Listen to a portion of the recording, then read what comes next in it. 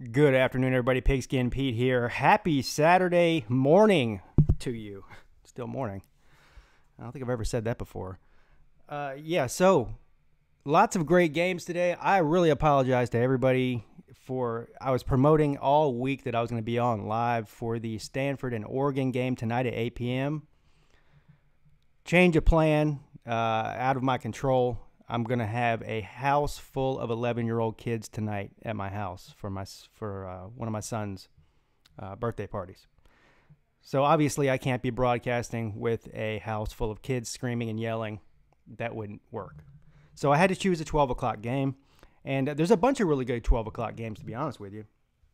For some reason, I find the Georgia-Missouri game to be interesting. So that's the one we're doing, and I hope that's okay with everybody. I'll go ahead and see who's in the chat here. Good afternoon, SX Glover. How you doing, sir? Tiger Nation, a Pac Fan 12, Nick Bro, excuse me, College Football Maniac, Pigskin Pete's even in here in the chat. I don't know how that happened. Eric Birch, good afternoon, sir. 81 Clemson Tigers 16. Air Max the Legend Killer. Tomato Mouth. Tiger Nation says, look who crawled out from under a rock. It's Tomato Mouth. And Tomato Mouth says he never left. Southern Buck 352. He says dogs on top. Let's see who else is in here. Ronan the Accuser fanboy. Tech too smart for Clemson. Yeah. We'll see about that, sir. The Sports Fear. Good afternoon, sir. He says, hey, everyone give Josh a round of applause. This is for you, Josh, sir. Josh, not only did he check in, but in his very first comment, he said, this is Josh. That's what I've been asking him to do the whole time. I'm just messing with you, Josh. Man, how you doing, sir? Good afternoon. Tiger Nation says he woke up on the right side of the dirt. All right, so so what I'm going to do, first of all, the game that's happening today between Georgia and Missouri. So let's look at the 12 o'clock games. I've got my my remote ready for this. As my grandfather used to call it, the clicker. Did anybody have grandparents that called the TV remote the clicker? Where's the clicker at? Where's the clicker? Anybody seen the clicker? That's an old person thing, the clicker. All right, let's see here.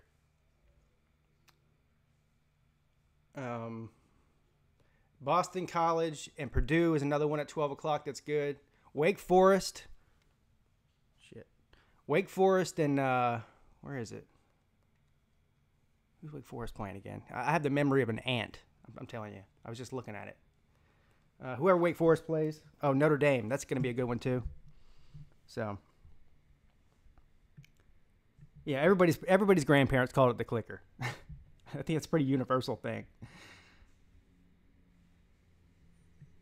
College Football Maniac says he just shared on Twitter.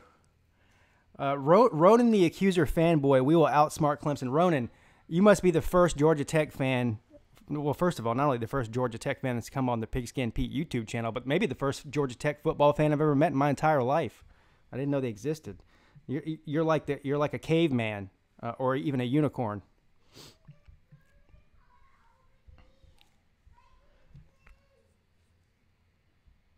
Pac fan says A.J. Dillon is literally going to run over our defense all day. Yeah, I think that Boston College is going to beat Purdue. I don't think that's a hot take or any crazy kind of statement. I was just watching, or I'm still watching Game Day here, but the sound's down. And for some reason, Kirk Herbstreit tends to think that Purdue is going to beat Boston College. I don't know why. Is it too early for a beer? Never too early for a beer, is it? Cheers, everybody.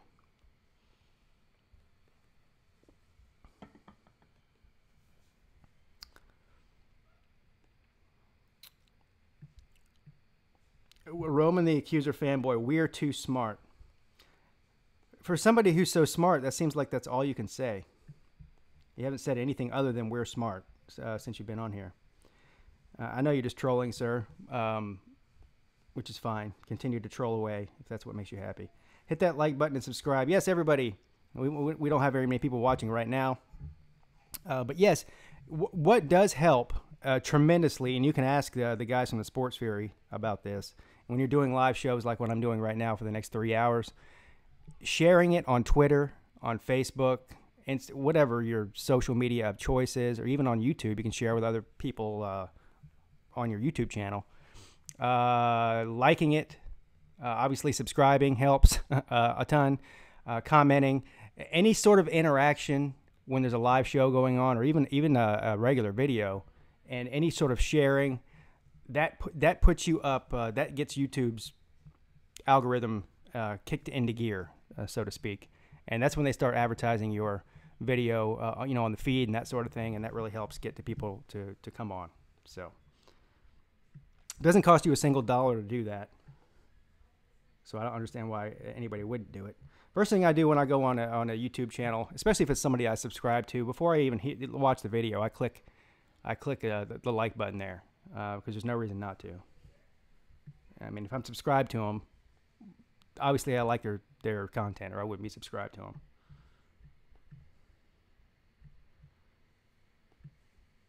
Clemson has won a natty in the past 5 years. That's pretty smart. Good, exactly. Good afternoon, Miranda Dansby. How you doing, my favorite damsel in distress? Hey, where's the Georgia Tech fan at? I got a question for him, because they like to talk about how smart they are, and that's why their football program sucks. So what's your excuse for all the other ACC schools like Duke, Wake Forest, Virginia, Pitt? And not even just in the ACC. You've got Stanford, UCLA. I mean, the list goes on and on and on of elite academic universities that can all smoke you in football and all have better tradition than you have. And there's no excuse. And by the way, Calvin Johnson, when did he play there? Don't tell me he was Einstein, because he wasn't. Okay? I'm not saying the guy was an idiot, but Georgia Tech makes exceptions for their players not being rocket scientists, okay?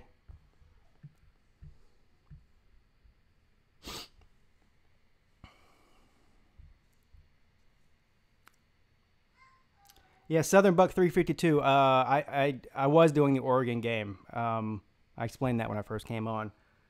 I can't. Something came up personally in the family here. Basically, what it comes down to is I have other plans tonight, so I can't do it. I had to make a decision, a very quick decision. Either I wasn't going to stream at all today, which I did not want to do. I wanted to do a game today. I can't do one at the 3:30 time slot because I got people coming over here, and that's when Clemson plays Georgia Tech. I'm not missing that game.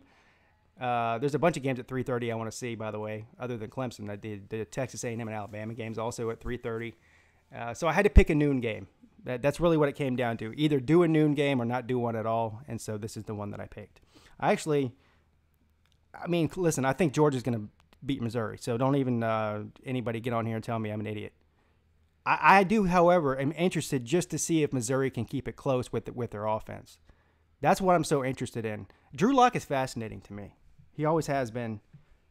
And he's my fantasy quarterback for my college fantasy draft. No, but I really do. I love watching him play. It's exciting to watch.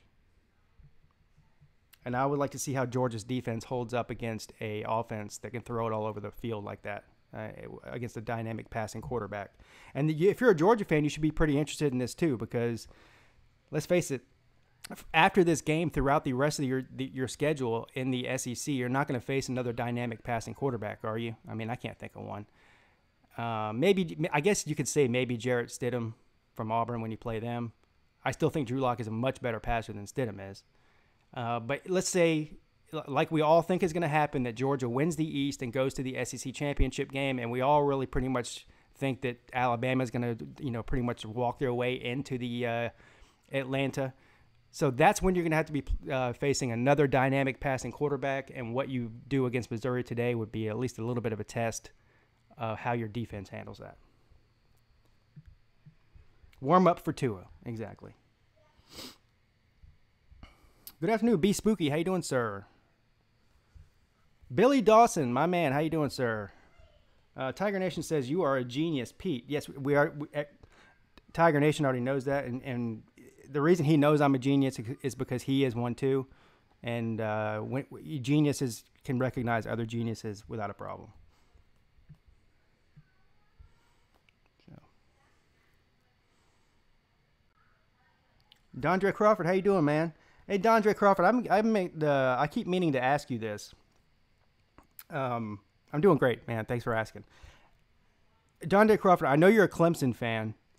Dondre Crawford is also another guy that's like me, from what I can tell, and this is the reason I'm asking him this, because he makes a lot of comments. He seems to follow teams like North Carolina and Duke, and a lot of the what you would consider to be the mid to lower level ACC teams. He seems to know a lot about those teams, and you don't meet a lot of people like that in the sports world. There's just, I mean, how many Duke fans do you know? How many North Carolina fans do you know? In football, probably not that many. He's always commenting on those teams, and which leads me to believe that he's not only a Clemson fan, but also an ACC guy. Dondre Crawford, are you a fan of any other ACC team other than Clemson, or are you just a Clemson fan that also really follows the ACC closely? That's my question to you, sir. I find it fascinating that he knows so much about some of these other ACC schools that no one talks about, because I'm the same way.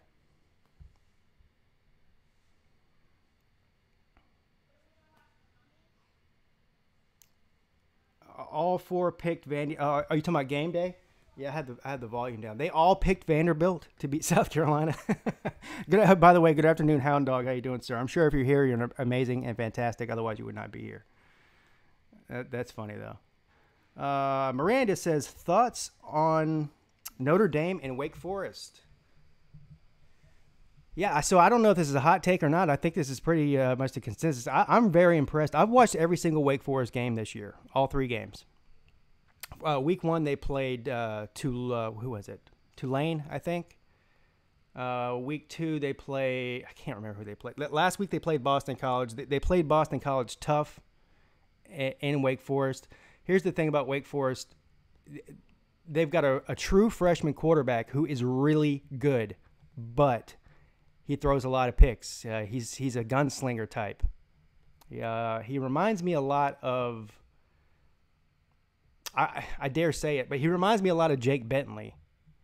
He's got a big arm. He can make all the throws, but he's reckless with the ball. He's also is a good scrambler. Wake Forest has a pretty good defense. Wake Forest in the past 3 years has been the biggest shock in the ACC, and it's not even close. I'm talking about as far as a lower level ACC team that's made a huge jump upwards in their talent level and their coaching and beating teams they shouldn't beat. Duke has been sort of fluctuating around that level as well. But Wake Forest is fascinating to me. I think Notre Dame is a little bit overrated. I don't think that Brandon Wimbush, the quarterback for Notre Dame, is very good. The spread was 7.5. I said that Wake Forest would cover the spread, which means that they would lose by less than 7.5 points, which I still believe that. I do think there is a chance, maybe a small chance, that Wake Forest could win the game outright. But I think that they'll play Notre Dame tough either way.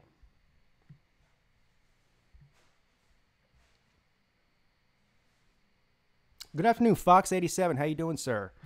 Dondre Crawford, he answered my question. Let me scroll back up here and see if I can find it. He says, yes, I'm an ACC follower, but I went to East Carolina. Okay.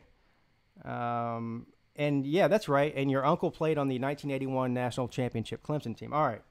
Thank you, sir. I figured you were an ACC guy. Any guy who's considers himself to be an ACC guy is aces in my book, sir. Because you just... most people don't. They're too ashamed to claim that for some reason.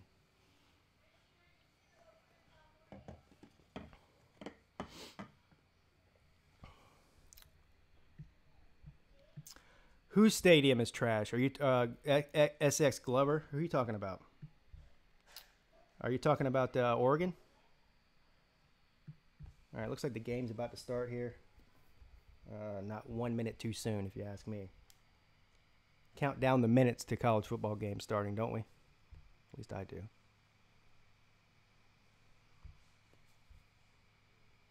This damn thing. The way I've got this thing, my computer and everything set up here, it completely blocks the cable box.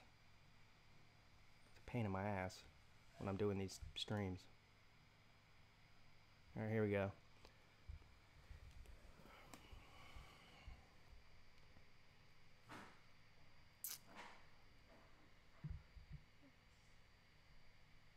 I also strong this like for Michigan and Notre Dame. I don't know what you mean. I think you misspoke there, sir. You said you also strong this like, either strongly dislike or you strongly like. I don't know what you're saying there. What's up? Good afternoon, Clemson Owens. How you doing, sir? Oh, you're talking about Mizzou. Mizzou Stadium is trash, you said. Well, how many people does that stadium hold? What, like 50,000 maybe? 40,000? Not very many, obviously, but all right. So Georgia's getting the ball first. The ball is kicked off, and he can see down about the 40-yard line. A pretty good return there. All right, here we go. Let's get into the game here. Gotta get in game mode. So, yeah, a good return by Georgia there. So Georgia's going to take over at their own 40-yard line, 1st and 10. I'm assuming we're going to see Jake Fromm. Why wouldn't we? Yeah, so Fromm.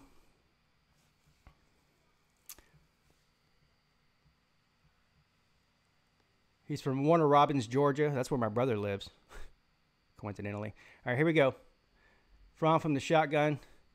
Passes to a left, complete for about 7 yards there. So it looks like it's going to be, and they didn't start from the 40, by the way. They were inside the 40. So anyway, it's going to be 2nd and about 7, or 2nd and 3, I think, from the 40-yard line.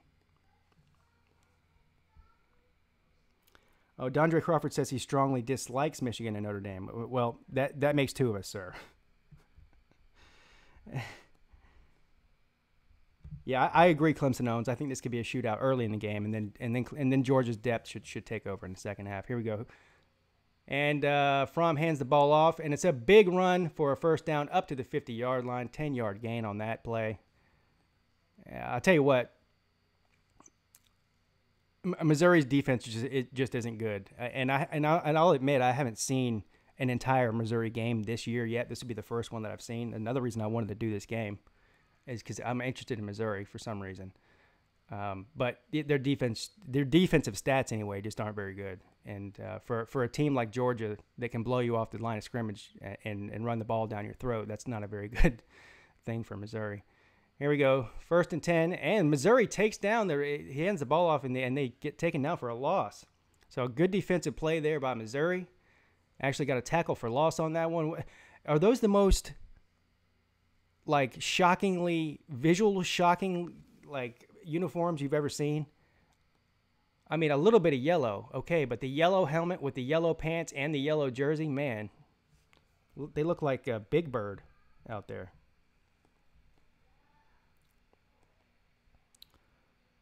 All right, here we go. 2nd and 11 from the 49-yard line.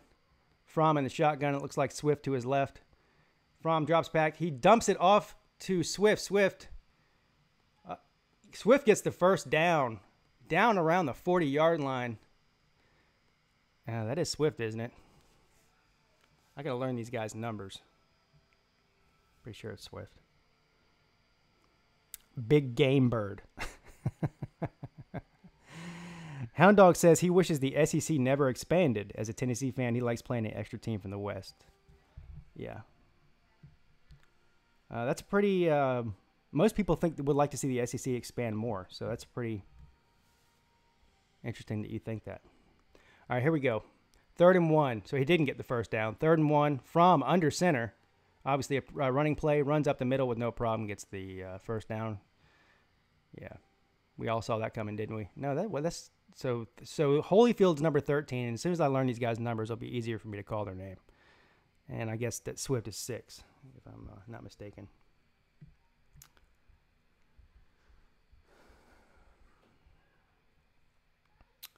Seriously, let's be real. What the F is Stanford's mascot? Stanford's mascot is actually a cardinal. I don't know why they have that stupid tree. All right, here we go. 1st and 10. And Fromm throws down the field into the end zone and overthrown. Either that or overthrown or no interference call there. So I got news for you, Georgia fans. Fromm actually can throw the ball more than 10 yards. He just did it. I saw it with my own eyes, and it wasn't even a mirage. I promise. Unfortunately, they didn't catch it.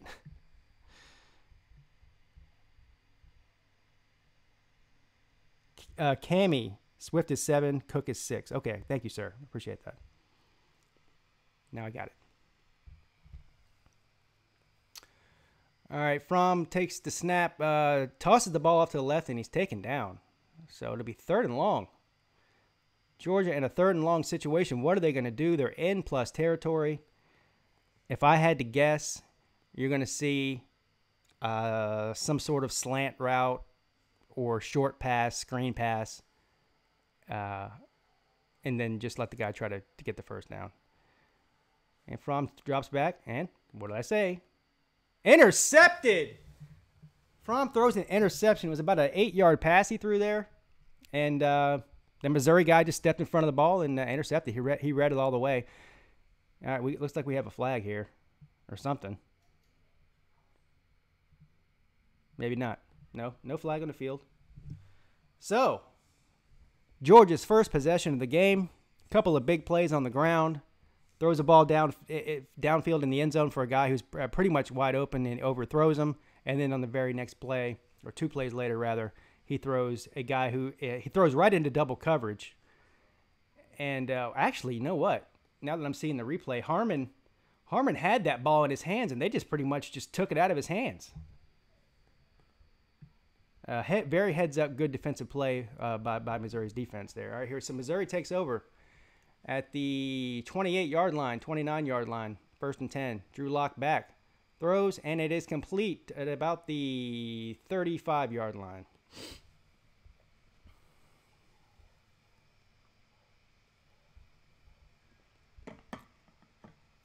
Missouri likes to play fast. I hate calling games like this when you have this up-tempo offense where you have no time between plays to read the comments, but it is what it is. Good afternoon, you mad bro. How you doing, sir? So 2nd and 5. Drew Lock in the shotgun. He drops back. He's looking. Throws it to his left, wide open for a big gain. And he stays in bounds. He's going down to the 40, the 30, the 20, the 10. Touchdown, Missouri. On the second offensive play from Drew Lock, wide open down the left sideline. Guy gets it and makes some plays with his legs. So have we seen Georgia? Listen, I know we're only less than 5 minutes into the first quarter here. Have we seen Georgia? Because this is the problem. This is what I'm worried about for Georgia in this game. I'm not saying I'm worried about it, but they haven't been in this situation yet this year, as far as I know. Can can Jake Fromm throw his way back into a game if he gets down by a couple of touchdowns?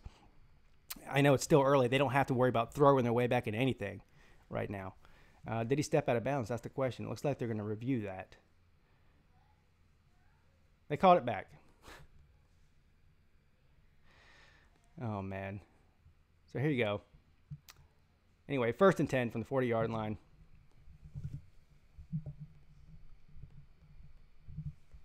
It's the problem with having the sound down.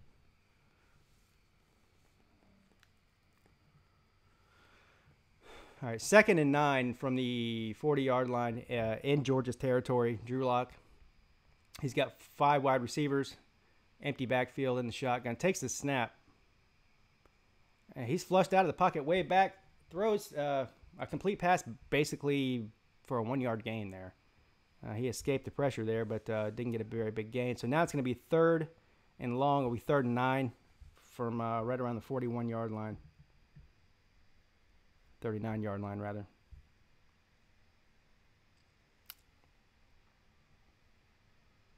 Hey, what's up, Dennis Wilson? How you doing, sir?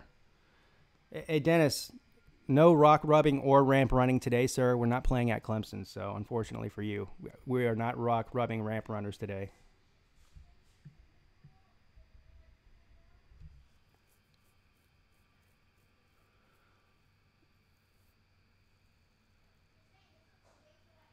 XS Glover says they aren't doing anything after the second quarter. And sorry, I just missed that play. Anyways, 4th down now. Looks like Drew Lock had an incomplete pass on 3rd and 9. There's a flag on the play. It looks like this might be against Georgia.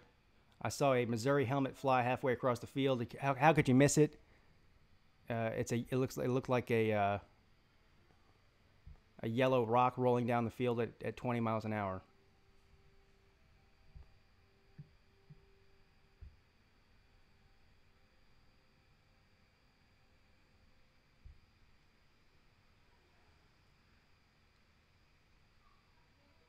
Two fouls on the play, I think. Trying to read this guy's lips.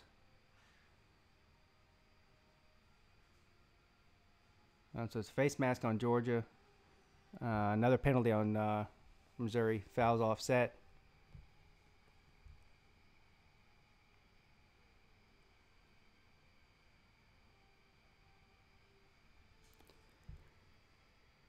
What a corny entrance to a college football game, Pigskin Pete. Yeah, well, what does Miami do?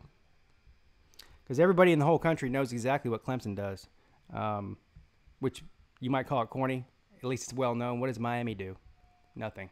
Here we go. 3rd and 9. Drew Lock back to pass. It's complete. And he's fighting. He's fighting. Oh, he fumbles. And Georgia is going to take it back for a touchdown.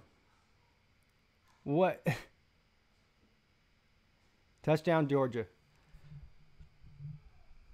Scoop and score, as they call it. What's up, Red Warrior? Ricky Jones.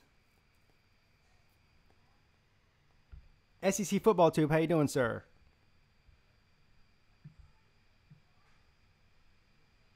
Ricky Jones says says go Dogs. Lots of Georgia fans on my channel, and I appreciate that always. Set up a mirror behind me.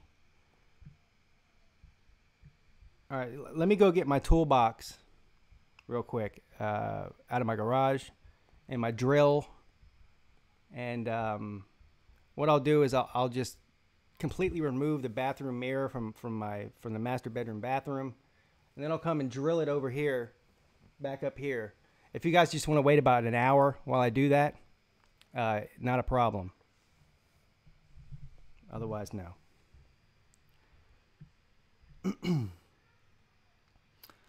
I'm not wearing a Florida jersey, Eric Johnson. It's a Buffalo Bills jersey, and it's a Sammy Watkins jersey. Clemson player, sir.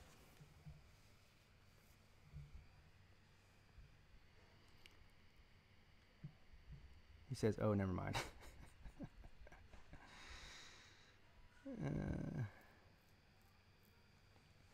Yeah, Missouri did score, and it got, but well, he did. No, they didn't. He stepped out of bounds.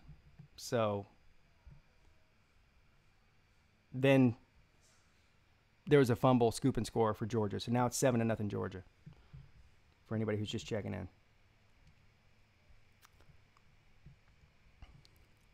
Miami all squeezed in this little bitty tunnel with sewage water running through it and try to keep the rats from taking the turnover chain, and all the smoke is coming out of their butts and ears. That's their entrance to a football game.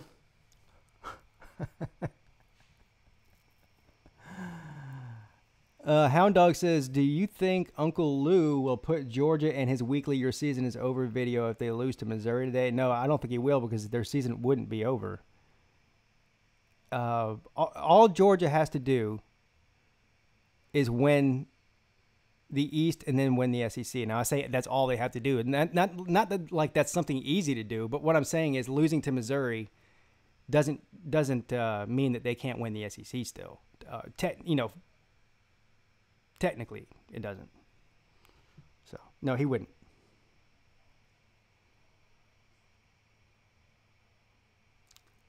Sammy Shake and Bake Watkins.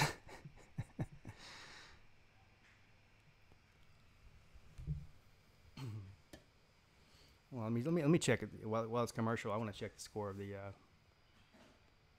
Boston College and Purdue game. Or I know Billy Dawson's in here. He's usually pretty good at updating me in the chat here with some of these other scores. The ones I really care about right now that are happening at 12 o'clock are Notre Dame and Wake Forest, and then Boston College and Purdue. Those are really the best 12 o'clock games, other than the one we're watching. So.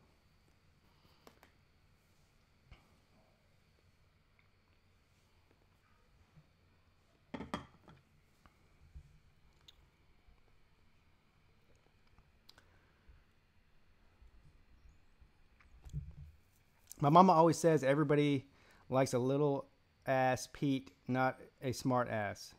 If you would have had that mirror up Pete, you would have known it was a Watkins jersey.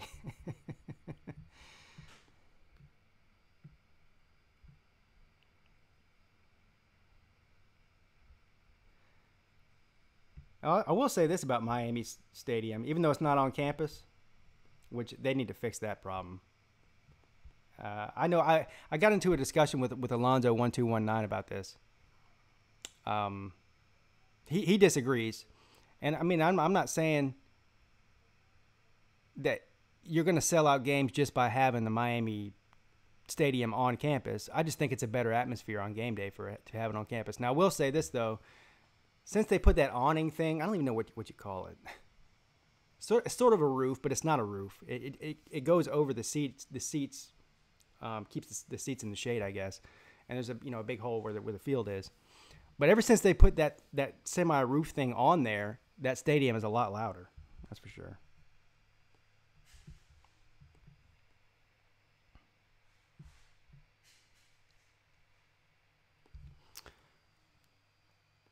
So, I guess they reviewed it. It was upheld, and Georgia just kicked the extra point, so it's officially 7-0. I'll tell you what, Drew Lock made a pretty good pass because he got knocked in the face as soon as he passed that ball. That's all on the receiver. I realized the receiver for Missouri was trying to fight for the first down. He was only about a half a yard from getting it, and they just pretty much just stripped the ball out of his hand and ran it back. So good heads-up play by Georgia's defense there. Anytime your defense can score a touchdown, that is a major advantage for your team.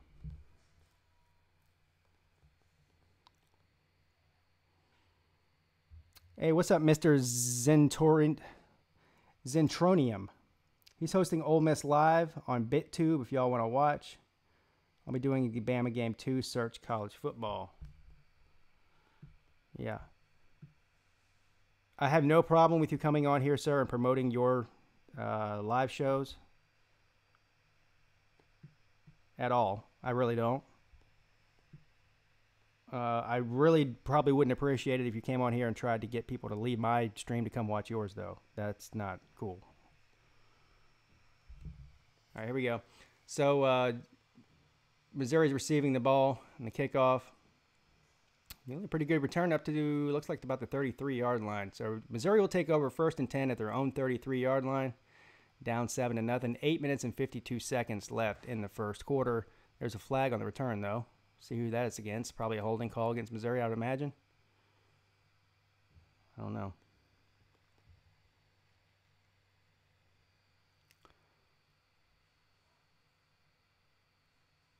Personal foul against Georgia. That's a mental mistake there. Georgia's obviously stuff like that. I mean, I realize you're up 7-0 and you're playing an inferior team in Missouri, but little things like that. Don't give Drew Lock a short field and think that he can't get a touchdown on you. If I was Kirby Smart, I wouldn't be too happy about that.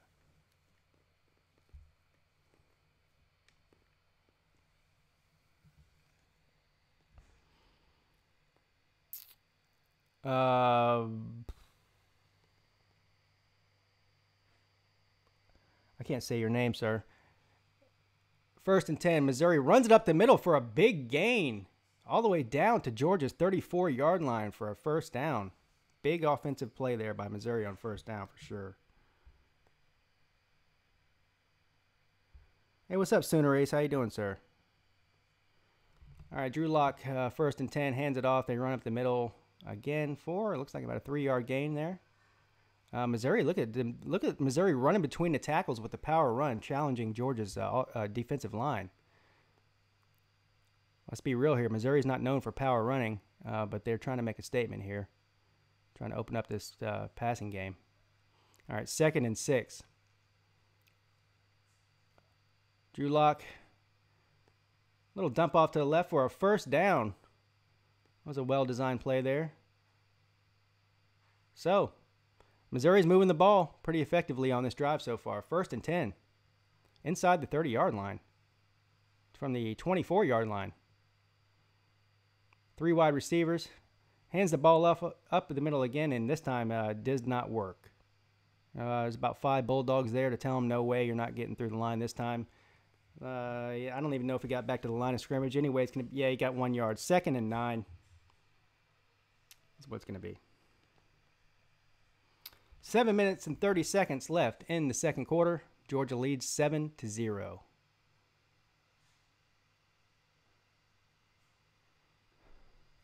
Drew Lock in the shotgun. Obvious passing situation. Drops back in the pocket and complete. Oh, well, was that complete? No, incomplete. Looked like it was complete.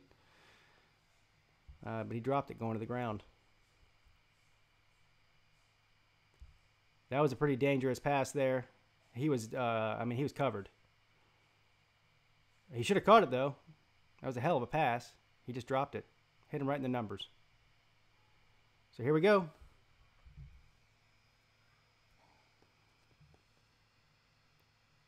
It's going to be third and 9 from the 23-yard line. Drew Lock drops back to pass. He's got pressure. And the ball is batted down. So, looks like they're gonna have to bring out the field goal unit, I would imagine. If they go for it on 4th and 9, I'd be shocked. Although it wouldn't probably be a very bad idea, being that you're playing against Georgia. Why not? What do you have to lose? Yeah, but they bring the field goal unit out. So this looks like it's going to be a, I don't know, 41-yard field goal attempt. What's up, dude? I know. He missed it. No good. See, that's why I would say go for it against Georgia. He missed the field goal. Pete Jr. coming in here to tell me that it's his brother's birthday. As if I don't already know that. So, big opportunity missed by Missouri there. I mean, listen, they got lucky on, or not lucky, but they had a favorable personal foul call on the kickoff, which gave them a short field. Then they had a couple of big plays to get almost down into the red zone, and then just get mollywopped in the last 2 plays, and then miss a short field goal. Not good. That's not good for Missouri if you're trying to compete with the likes of Georgia. That's the difference between being able to keep this thing close later in the game and not. Little things like that. Grant Mowers says, show the game. No, I can't. Copyright infringement. I know you don't care if my YouTube channel gets taken down, but actually I kind of do. So I'm not going to show it. Wake Forest and Notre Dame is still 0-0. Ricky Jones says, what's the score? The score is 7-0 still. Georgia.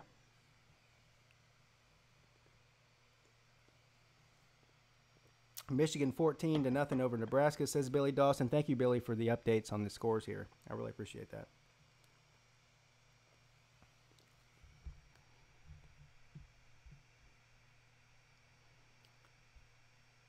It's currently 7-0 Purdue. Okay.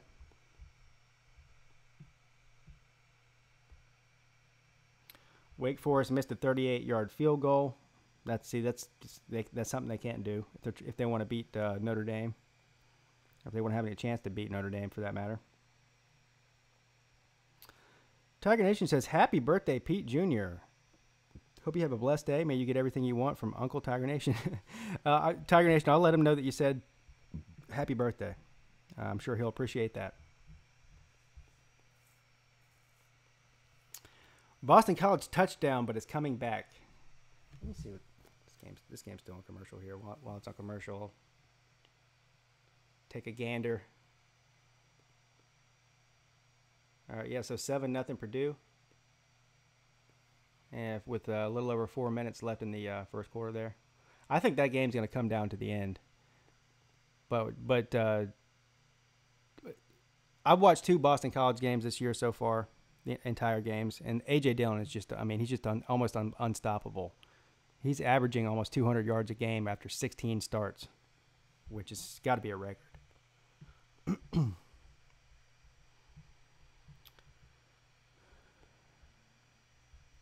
What's up, Geo Boy 1987? He says, "What's up, man? Don't worry about these people. You're doing good." Thank you, sir. I appreciate that. Anytime anybody gives me a compliment, that's always a good thing. So I appreciate that. Let me turn it back on this Missouri game. Sooner Ace says the 90s was about the only time that Nebraska owned us. And then when he's talking about us, I'm assuming he's talking about Oklahoma, obviously. Who couldn't own us in the 90s? That we were bad, he says.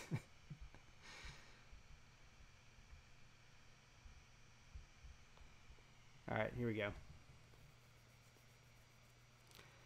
Georgia takes over at the 25-yard line.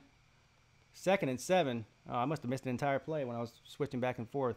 Anyway, so they hand it off to Holyfield. Holyfield does not get the first down, so it's going to be 3rd and 4. 6 minutes and 10 seconds left in the first quarter. Georgia still leads the Missouri Tigers 7-0.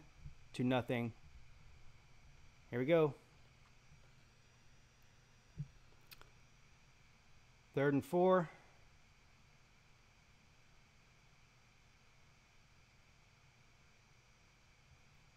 So Fromm's changing the play at the line there. I don't know what just happened. Flag. False start, Georgia. That was something that Georgia really could not afford to do. That's what the third mental mistake by Georgia just in this first quarter alone. You had a couple of false starts. You had a couple of personal fouls. That's 4. That's 4 flags right there just in the first quarter. In the first quarter, I mean, hell, there's still 5 minutes and 40 seconds left. Georgia's not looking like they're very disciplined right now, particularly on offense.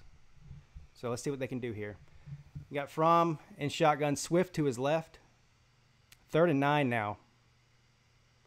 Fromm drops back to pass. Throws it over the middle. Oh, damn, that easily could have been intercepted. Anyways, incomplete. So 4th and 9, field goal. Sorry, punting units coming on the field. So Missouri will get the ball back here. Still 5 minutes left to play in the first quarter. Only down by 7, and Drew Luck and company will get the ball back.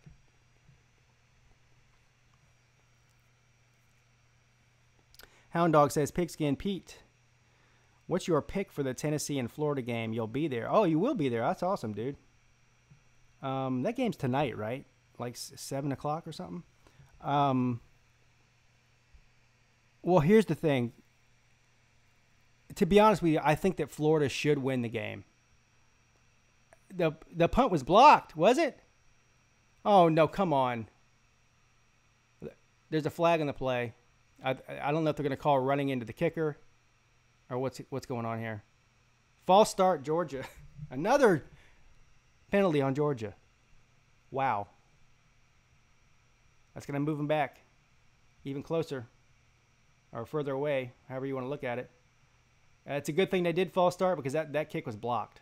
It wasn't even close. So here we go. I'll answer that. I didn't forget about your question, Hound Dog. I'm just trying to finish this play here. All right, so now it's 4th and 14, all the way down from the 18-yard line, 19-yard line. Georgia back to punt. Let's see if they can actually get this one off. They do. And it is a short punt. Very short punt. Oof. So, all the way down to the 45-yard line. So, Missouri takes over. 5 minutes and 10 seconds left in the first quarter, down by 7 points to the Georgia Bulldogs, and they will get the ball at the 45-yard line. So, the Florida and Tennessee game, Hound Dog's asking me about. Yeah, I do think that Florida on paper should win the game. That does not mean I think they're going to win the game. I think these are two pretty bad teams, really. And I don't know. I'll tell you one thing, though. Because of Catfish and Catfish's situation right now, and Catfish I consider to be a friend here on YouTube, I'm pulling for Tennessee to win the game. I mean, I don't really care. I don't have any dog in the fight. I don't care who wins the game, but for Catfish's sake, I'm going to be pulling for Tennessee to win the game. All right, here we go. 1st and 10. Missouri breaking tackles. Crosses the 50-yard line. And it's going to be second and short. Kirby Smart is over on the sideline. Looks like he's about to blow a gasket right now. So 2nd and 4 from the 49-yard line. Drew Lock in the shotgun. Hands the ball off. Run up the middle for a first down. I gotta be honest with you guys so far. And like I said, I haven't watched an entire Missouri game this year. I've watched a couple of the Georgia games. I'm a little bit shocked at the way that Missouri so far is running the ball on Georgia. And they're not like, 20, 30-yard runs or anything, but they're getting penetration through that defensive line, and they're getting 3, 4, 5 yards a pop on every single run. And that's a little bit shocking to me. Here you go. They're running up the left side again. Is there something going on that side of the Georgia defensive line? They continue to run the ball Missouri does at that side of the defensive front.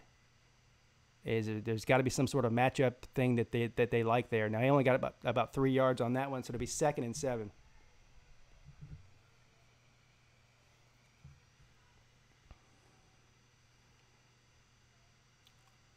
All right, 2nd and 7. Locking the shotgun. Ball is snapped. He drops back to pass. Throws for a first down.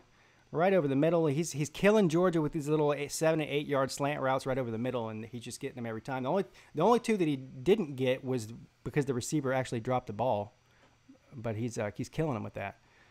Drew Lock on the keeper, runs around to the left. Big gain there. Gets about 11 or 12 yards on that one. Drew Lock into territory at this point. Just continue to get first downs and move the ball. They're playing fast. 7-0 Georgia. 3 minutes and 15 seconds left in the first quarter. Drew Lock and company at the 25-yard line. Drew Lock steps back, throws, complete for another first down. Well into the red zone. Looks like right around the 11-yard line maybe. Missouri's moving the ball pretty impressively on this drive.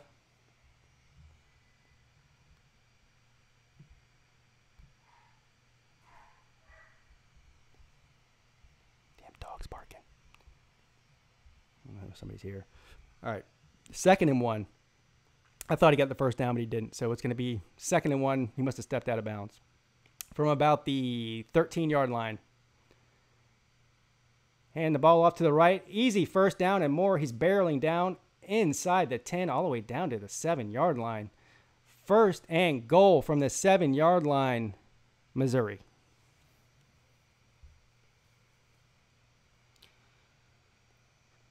So, 2 minutes, it looks like right around 2 minutes and 30 seconds left in the first quarter. This has been one hell of a long first quarter, hasn't it?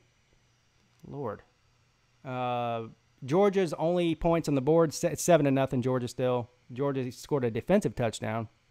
Georgia has not really been able to move the ball offensively at all. And here we go, 1st and goal. Drew Lock looks to his right, throws it up in the corner of the end zone. Complete, touchdown. Nope. Thought it was a touchdown, but it wasn't. He dropped it. The way the camera angle was, it looked like he caught it, but he dropped it. Anyway, so it'll be 2nd and goal from the 7-yard line. Yeah, everybody else thought it was a touchdown, too. It looked like one, didn't it? System of a Down 36 Gaming. Good afternoon, sir. How you doing? Thank you for joining us.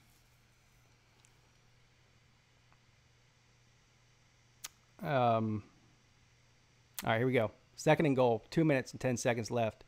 Ball snap. Runs up the middle. And he barrels up the middle. And he's got it. That's a touchdown, isn't it? I mean, what a hell of a hard run that was. Was that not impressive? I don't care if you're a Georgia fan or not. I know if you're a Georgia fan, you're not happy about it. Missouri is playing with toughness. And when's the last time anybody said that? They look like they're the more physical team so far today. And their offense looks miles ahead of Georgia's right so far. So far. It's still in the first quarter, okay? I get that. Obviously, Georgia's got the talent to not only stay in this game, but blow the doors off at some point if they want to. But listen, Missouri looks impressive, particularly on offense right now.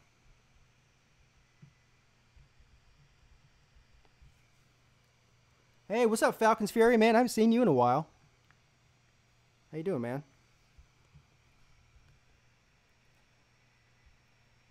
Yes, listen to Falcon's Fury. He's a smart man. He says everyone should be liking and subscribing. Yes. Holy rigatoni, says Hound Dog. What's up, Drew Neal? How you doing, man? Yeah, so we got a game here, folks. Looks like I picked the right game to this is, like I said, anybody, first of all, while we're at commercial here, I want to just let everybody know that wasn't here for the very beginning of the stream. I can't even speak. I've only had one beer, too, so I'm not drunk for anybody who's going to say that. I originally planned to do the Stanford and Oregon game tonight at 8 p.m. Plans have changed, basically out of my control. So what I had to do was make a drastic decision to either not stream a game today or stream one at 12 p.m., which I normally do not do. Because it's pretty early to be streaming a game, for me anyway. So this is the one I chose. I also want to take a minute to talk about catfish, and I completely forgot about this. I did a video about this the other day. Everybody knows Catfish's situation from the Volunteer Roadshow. Was in a bad accident. He's a truck driver. Anyway, so Uncle Lou and Bobby Durkins and some of the other guys, we all got together to set up a GoFundMe page for Catfish. It's in the link in the description of this video. It's gofundme.com/Vol Roadshow. All you have to do is click the link, donate $2, $3, $5, $10, $20, whatever it is that you feel like you can afford to donate. If you can't donate anything, there's no shame in that. But if you're in a position to be able to do so, if 1,000 people donate $10, that's $10,000. I mean, our goal is only 5,000, and of course, Catfish did not ask for any financial help, but we decided that we thought he deserved it, because if you're not driving and you're a truck driver, you're not making any money. It's pretty much that simple. It's cut and dry. So if anybody's able to donate to Catfish, please do so. I know I would appreciate it. I know Uncle Lou and the rest of the video makers would appreciate it. Bobby Durkins, and I certainly know that Catfish would appreciate it. So there you have it.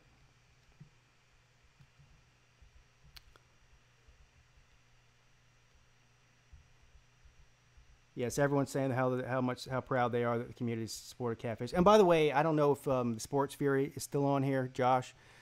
I sent them a very last-minute message before they went live for the Thursday night football game a couple of nights ago, and I don't think they knew who Catfish is. But that's not the point. I messaged Josh personally and told him about what happened with Catfish and asked them if they could at least mention the GoFundMe thing on their stream, because they have thousands and thousands of people watch their streams at one time, and they did that for me. And so I really appreciate that from them too. They did not have to do that. Like I said, I don't even think they know who Catfish is, and so they did that as a favor to me, and I can't tell you how much I appreciate that they did that for me. It means a lot.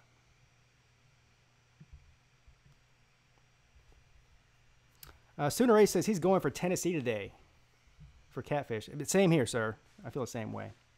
Touchdown Notre Dame 7-3, says Chip Smith. Thank you for the update on that.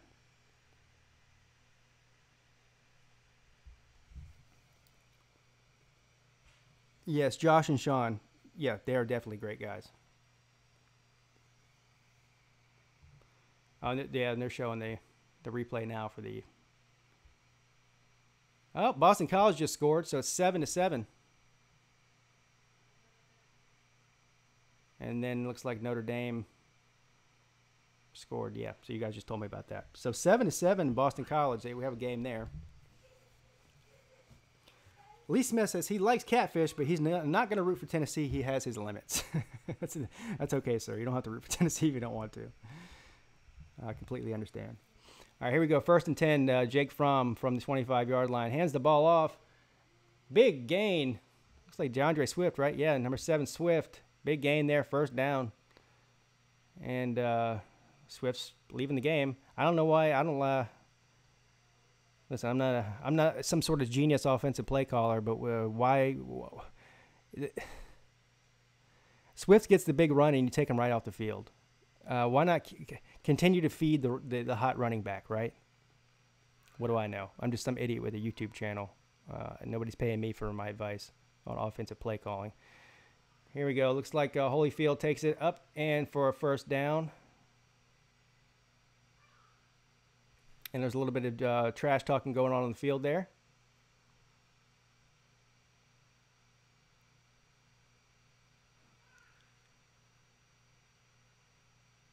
All right, so here we go. 1st and 10 from the 50-yard line. Georgia's got a couple of first down plays in a row. Jake Fromm in the shotgun. Looks like he's got Holyfield to his right, and he hands it off to Holyfield. Holyfield takes a step to the right, moving up to the right. Big gain, 1st down and more. Lowers his head and just barrels over whoever that guy is from Missouri that's wearing that giant yellow uniform. Oh, here we go. Look what they're showing on the TV. They love showing this, don't they? Evander Holyfield next to his son. Everybody knows who he is. Does anybody care? This is not boxing. It's football. Last time I checked.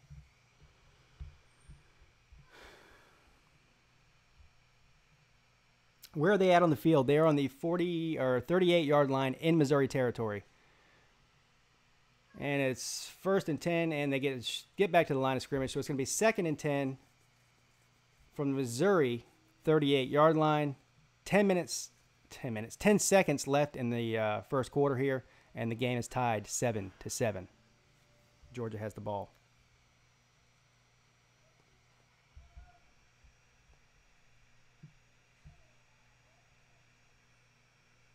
All right, that's the end of the first quarter, folks. So what we have here is 7-7, Missouri and Georgia. I'm going to take a very brief intermission and pee. So, don't go anywhere. I'll be right back, believe me. And what I do need to do, though, before I get off here, is change this, or otherwise my laptop is going to die.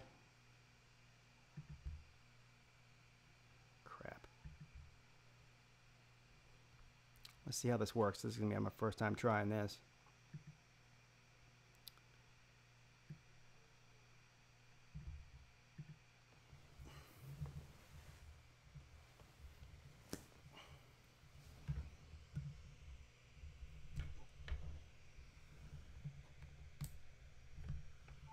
There we go. All right, folks. I will be right back in a minute, okay? Don't go anywhere.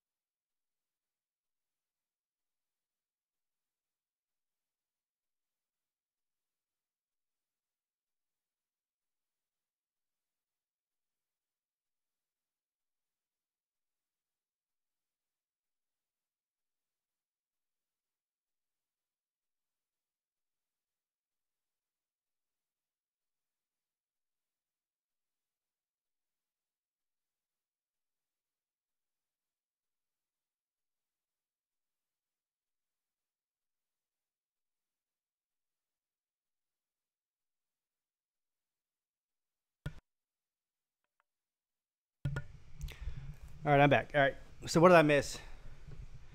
So it's going to be 4th down from what I'm seeing here. Sorry. I'll catch back up. And guys, let me know if this...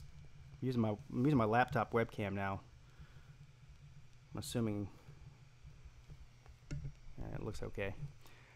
All right, so it looks like that Blankenship is going to be kicking a field goal here. 7-7, beginning of the second quarter. 44-yard field goal attempt for Georgia. And snapped. The kick is up, and the kick is good. So, Blankenship with the 44-yard field goal there. 10-7, Georgia. This game is actually much better at this point in the game than I thought it would be. However, I did think that Missouri is definitely good enough to hang with Georgia, particularly in the first half. We'll see if the depth issue in the second half for Missouri is a problem for them. We saw a similar situation with South Carolina and Georgia. South Carolina kept it somewhat close. I mean, not really, but they did compete in the first half, and then Georgia just blew the doors off of them in the second half because they just have more depth. And we'll see if that's what happens today. I do think that Missouri's offense is miles ahead of South Carolina's, so that even with the lack of depth at Missouri, Drew Lock is good enough, potentially, to keep this game interesting. So Wake Forest with the field goal, still 7-6. Falcons Fury says feels like Georgia's holding back, which is cool with him. I don't know if they're holding back. This game could easily be 7-3 Missouri. Georgia, I mean, listen, I'm not going to take it away from them. They had a hell of a defensive play to get that touchdown. But here we are in the second quarter. Georgia's still doesn't have an offensive touchdown. And Missouri has been moving the ball pretty much at will on Georgia the entire first quarter. Okay, he meant Fromm's holding back. I don't.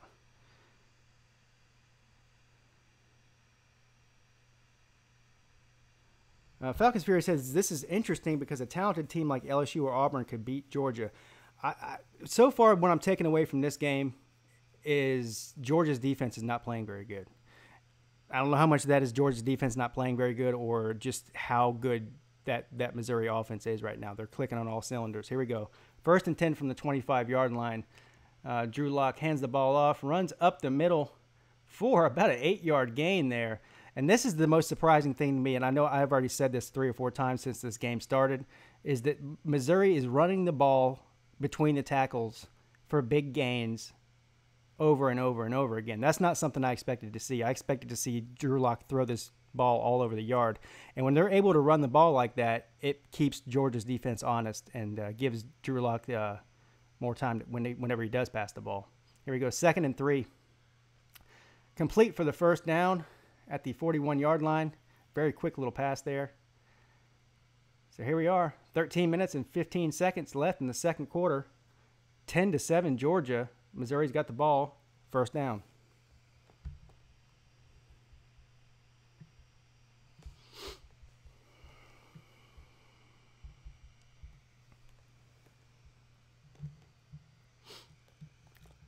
All right, here we go. 1st and 10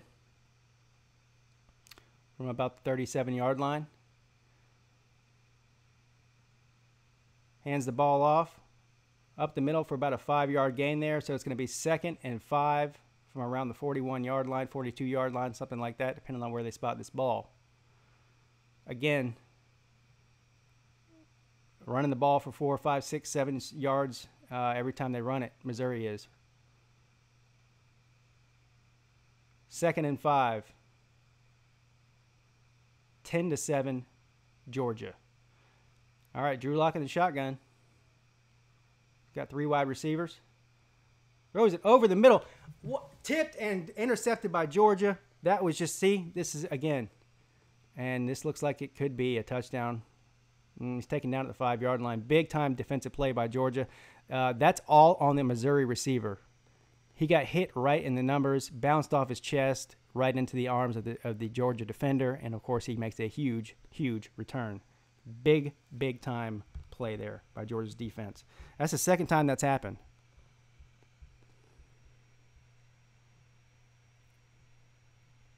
but by the Georgia defender to take that and do what he did. So here we go. 2 turnovers for Missouri already, and we're barely into the second quarter here. 1st and goal.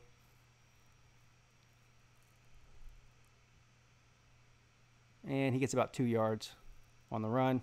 It'll be 2nd and goal from the 5-yard line, Georgia. Falcons Fury says you can't make mistakes like that and beat Georgia.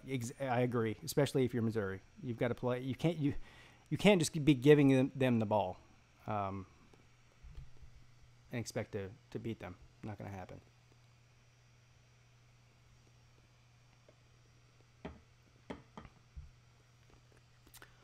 Brandy, 1 second. I'll get to you in a second here. 2nd and goal from into the corner of the end zone. Touch. Oh, they say incomplete. I thought that was a touchdown. He must have stepped out. It's a good thing I'm not a referee because clearly my eyesight is crap. Let's see here in the replay. I don't know what they're seeing. Oh, it was out. He was out. Barely, but he was out. So here we go. It'll be 3rd, all right? 3rd and goal. Yeah, from the 5-yard line. Georgia's up 10-7 with 11 minutes and 15 seconds left in the first half. Looks like we got Fromm in the shotgun with Holyfield to his right. Fromm throws to the same spot again and incomplete. What? See, this is where if I'm a Georgia fan, I'm punching the TV, the wall, whatever's in front of me. Hopefully not a person. You've got Holyfield, Swift, and a couple of other guys when you're on the 5-yard line there. They had it 2nd and goal on the 5-yard line. If I'm Georgia, I'm running the ball 3 times and making them stop our running backs. Instead, they do these stupid short passes into the corner of the end zone, which is a low percentage play compared to if you have some good running backs running the ball. And so Blankenship kicks another short field goal, so it'll be 13-7. Now, listen, 13-7 Georgia. Missouri, despite the fact that they threw a pick and it got returned all the way down, almost for a touchdown, that is a huge win for Missouri.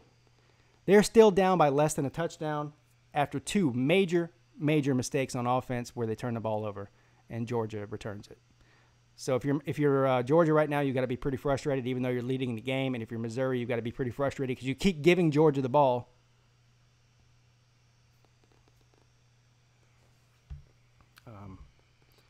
Let me go back up here. Brandy Hayes asks me, "Hey Pete, do you think there's any chance of Trevor Lawrence starting?" I'm assuming you're asking me if I think that Trevor Lawrence is going to start today. Well, I'll answer that in two parts.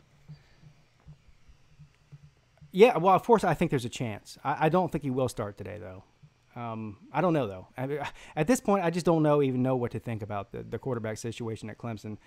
I know I'm in the camp of I wish that Trevor Lawrence would become the solid starter and play the entire game from here on out, unless he gets hurt or unless they get up big that they put Kelly Bryant in. Or they can bring Kelly Bryant in for a couple of designed plays for him here and there. But this thing where they play, Kelly 1 quarter and then Trevor the other quarter and then Kelly the 3rd quarter and then they just keep going back and forth, or, they're playing 50-50 basically. I don't like it. I never liked it. Somebody tell me the last time in a major college football program who's a top 3 or 4 or 5 team in the country who's competing for national titles every year used a 2-quarterback system and it worked. I don't think I can't think of one. I don't like the 2-quarterback system. Consuelo Muhammad says, show the game. No.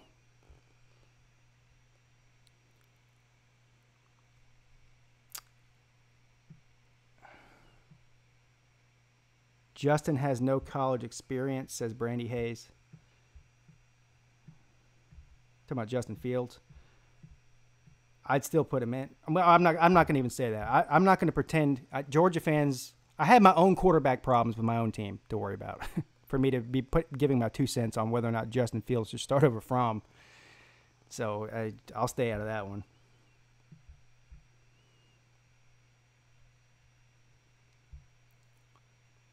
Falcons Fury says Florida. When? I'm not disagreeing with you. Falcons Fury. When though? When did Florida win a national title with two quarterbacks playing 50% of the time? Is that when, are you telling me that, like, maybe when Tebow was a freshman they did that?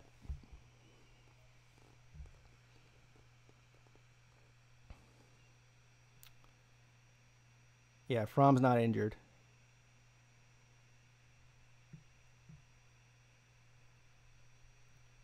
I'm just not. I don't understand why they don't throw the ball down the field more with Fromm. I know he's capable of doing it. I know he is. I've seen him do it last year in the playoffs. So what are they? I mean, what are they doing? What are they waiting on? And then they get down in the red zone inside the 5-yard line, and they want to throw the ball from instead of running it when they like to run the ball 90% of the time any other time. So I don't get that. Looks like Purdue just got another touchdown, 13-7, and looks like Notre Dame got another touchdown as well. So it's going to be 14-6 in that game. All right, here we go. 1st and 10 from the 25-yard line. 11 minutes left in the second quarter. Georgia leads Missouri 13-7. Drew Lock and company have the ball. Drew Lock throws it deep down the right hash, and it's way overthrown. Incomplete pass, so it'll be 2nd and 10.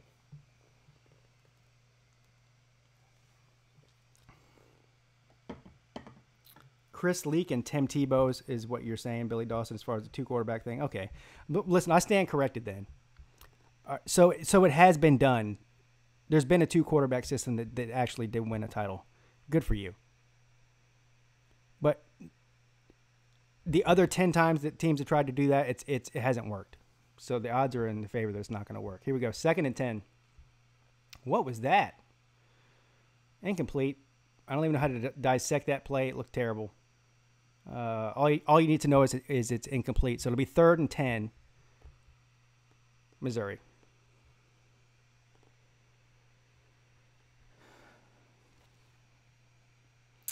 Christopher James, which quarterback duo is better, Tua and Hurts or Fromm and Fields? I can't answer that question because I haven't seen Fields play enough to make an educated assessment of that. I guess I would say Tua and Hurts, because Tua,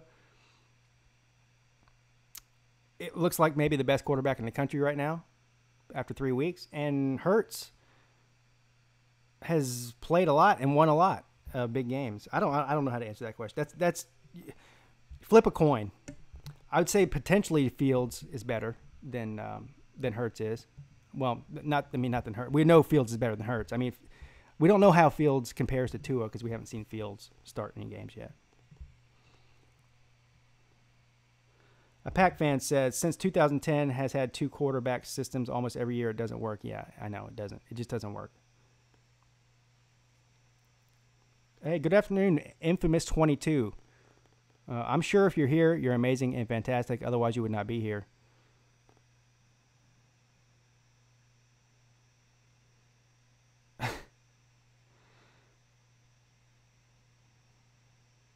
Hound Dog says, switching through these games on TV, he realized that it's a beautiful day across the entire country, including right here in Knoxville, Tennessee. Well, that's great. It's definitely a beautiful day here where I am too. And looks like it's a beautiful day in Missouri. He says it is in Knoxville. So I'll take your word for it, sir.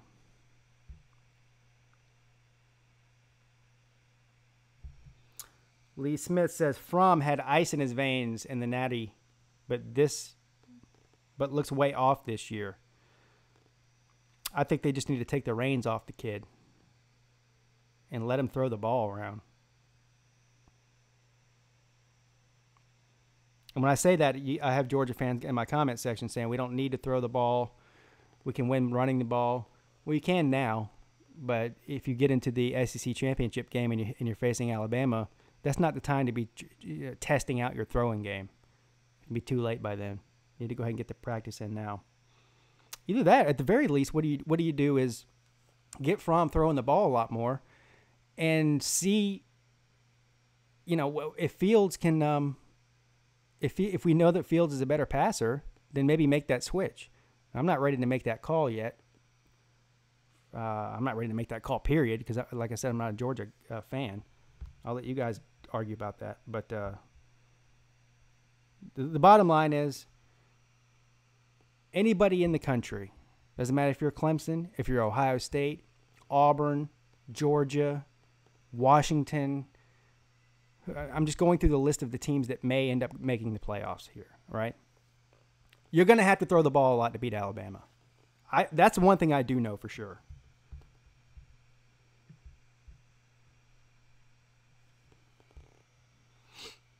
Billy Dawson said it's cloudy and rainy there. so it's not very nice outside where Billy Dawson is, apparently.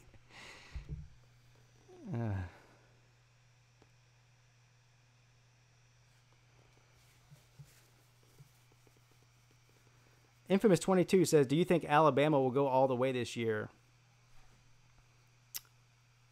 Well, I wouldn't bet against it. I mean, they've been the best football team in the country for the past decade, without a doubt, and they look just as good this year or better than they have before. So I wouldn't doubt it. Here's the thing, though, that I said last week, and I'll say it again: Alabama could go 14-0 and march their way into the national championship. It doesn't matter who they're playing against. All you got to do is play one mediocre game, and the other team plays great. And all you have to do is lose one game if you're Alabama and not win a national title. So there's not a single team in the country that's unbeatable, period. There just isn't. But, yes, I think that Alabama looks like the best team.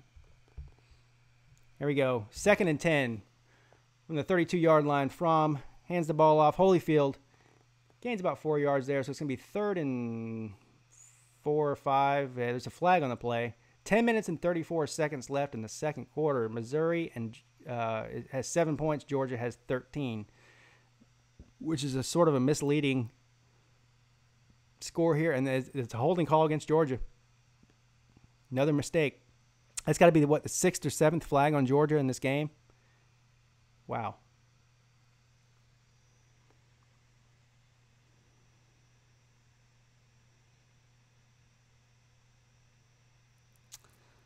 Yeah, Clemson Owens makes a great point. He's talking about, we'll see how Bama looks against the first team with the slightest pulse in a couple of hours. He's trolling a little bit, but half of what he says is actually accurate.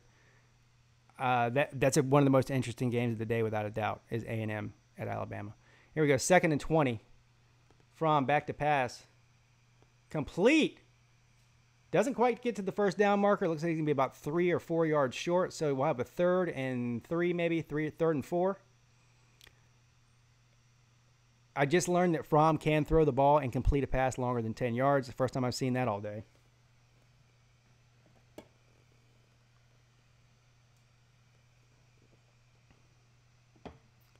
Here we go. 3rd and 4. Georgia. Georgia is 1 for 5 on 3rd downs today. Not good. And Missouri's 0 for 3. All right, here we go. Fromm back to pass. Throws it complete. Easy pass to Holyfield. Holyfield's running down well into Missouri territory. He's taken down at about the Missouri 35-yard line. There was just nobody there. He just completely got into the flat. Nobody even bothered to keep an eye on him. Wide open. There was nobody within 10 yards of him when he caught that ball. All right, here we go. 1st and 10. Holyfield up the middle for about 3 or 4 yards. All right. Georgia looks like they're picking up tempo on offense here, taking a little bit of a note out of Missouri's book here. Holyfield checks out of the game. DeAndre Swift comes back in. 2nd and 6. 9 minutes left to play in the first half. And Georgia's leading 13-7 from the 33-yard line. Fromm in the shotgun. He's got Swift in the backfield. Hands the ball off to Swift. Swift runs up to the left and runs into a wall for no gain. Wow. So here we go. Another 3rd down situation for Georgia.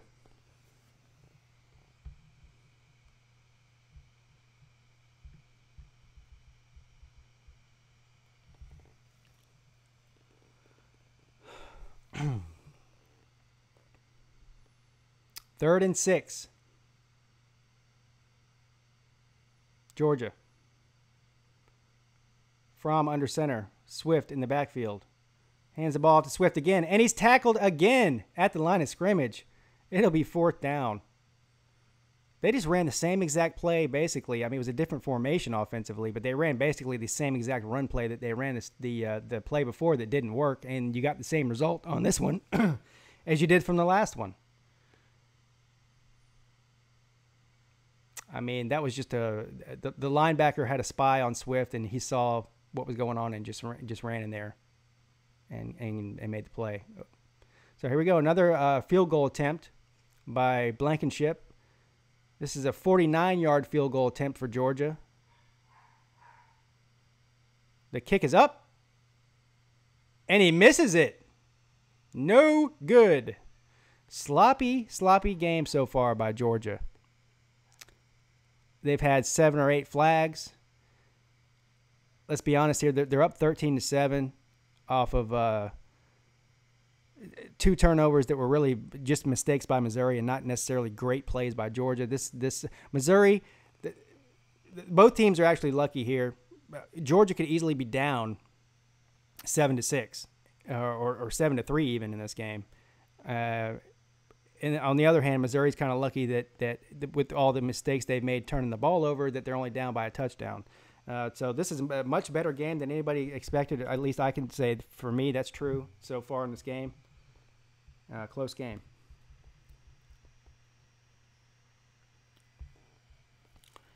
Brandy Hayes says, "Oh my God, hashtag bring back Bobo." Did I see the Missouri and Purdue game last week? No, I didn't. But I know that Drew Lock played well because I have him on my fantasy team and he put up a bunch of points for me, so I was happy about that. So this would be a great time while we're on commercial here to let everybody know if you're new here. First of all, thank you for stopping in and watching. Click the like and subscribe button. I'm a Clemson fan, obviously, but I cover all of college football. I do 2 live shows a week, Tuesdays and Thursdays at 4 p.m. for an hour.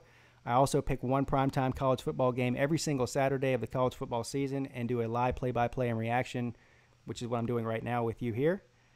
And I also upload meaningless and very controversial, not really, college football videos throughout the week. Also do some NFL stuff too. So if you're a fan of an NFL team, I'll be more than happy to trash your team if you're not a Carolina Panther fan.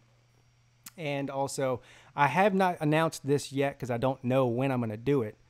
I'm going to do at least 1, maybe even 2 of these live play-by-play reaction streams for a Carolina Panthers game this year.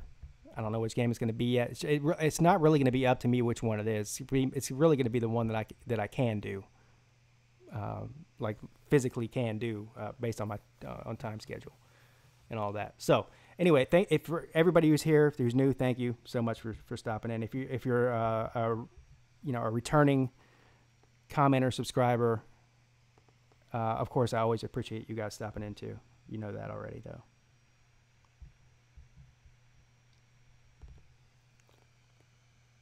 Dog fans need to quit panicking, says Sooner Ace. You'll be all right. I agree that they'll probably be okay. If they lost this game somehow, I would be a little bit panicked because you're gonna have to win it out. I mean, you're gonna have to win out the rest of your SEC games and the SEC championship if you're wanting to get back to the playoff. And let's face it, still have to play Auburn, still have to play LSU. Both teams look really good, so.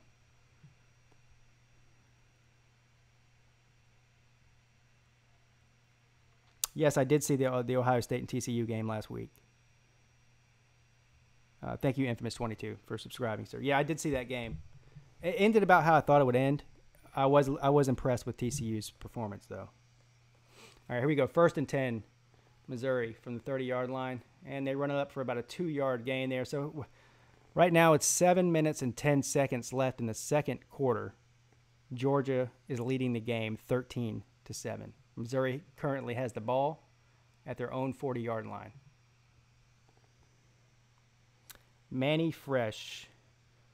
Clemson's defense is overrated, he says. All right, here we go. And 2nd and 7, he hands it off for, looks like about a 1-yard loss. It'd be 3rd and 8. Clemson's defense is overrated. Based on what?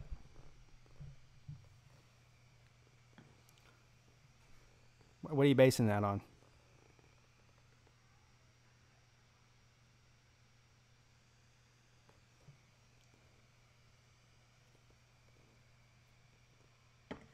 What's up, J Evil Productions? How you doing, sir?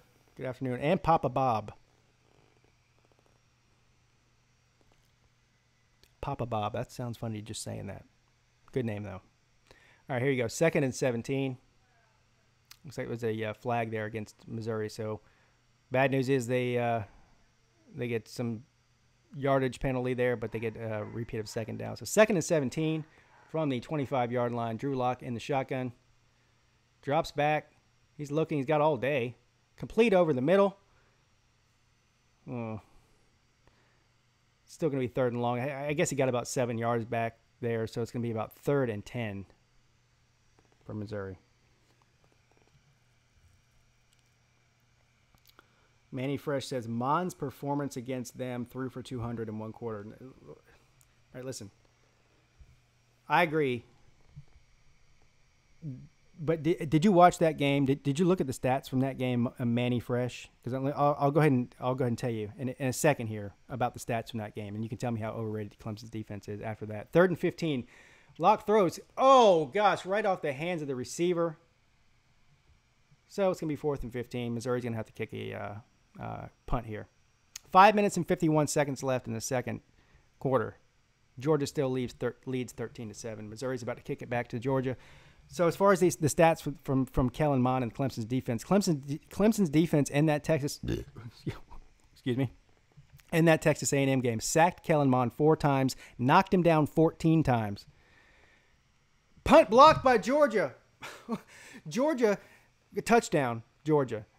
Still, Georgia now is going to have 20 points or so and still has not scored an offensive touchdown. Wow. Wow.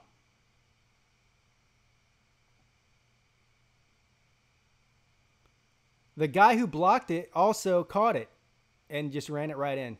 I mean, he came through the line untouched. He had all day. A heads-up play by him by not even touching the kicker as well, because he could have easily just, smashed into him. Bounces off the ground, picks it up, takes it in for an easy scoop and score. Great special teams play there by Georgia. Extra point is good. So 20-7, Georgia, with 5 minutes and 45 seconds left in the 2nd quarter. Wow. Yeah, so with Kellen Mond, he was sacked 4 times, knocked down 14 times. And here's the thing. Everyone's saying, well, the Clemson's secondary is overrated. Well, the defensive line is definitely not overrated because they were getting pressure on him the entire game. They were blowing through Texas A&M's NFL, basically, offensive line and getting pressure on Mond on every single play. They had A&M's running backs had no chance to run the ball on Clemson either. This was just the Kellen Mond show. Here's the thing. Kellen Mond played out of his mind. He was able, when he wasn't getting knocked down or getting sacked by Clemson's front 4, to escape pressure and extend plays to 6, 7, 8, 9, 10 seconds long. There's not a defensive back in this country. I don't care if you play for Alabama, LSU, Clemson, Ohio State, the New England Patriots even, they can cover a receiver for 8 seconds. So, yeah, Kellen Mond was able to play out of his mind and extend plays for 7 and 8 seconds and find an open receiver eventually. All the credit goes to Kellen Mond for that. Clemson's defense did not play bad. They just could not contain Mond. And so that's the X factor today when you see Alabama line up against Texas A&M. Is can Mond do that? Can he escape the pressure and extend the plays and find open receivers? I don't know. But just because Mond played out of his mind and was able to extend plays does not make Clemson's defense overrated. The stats don't even support that.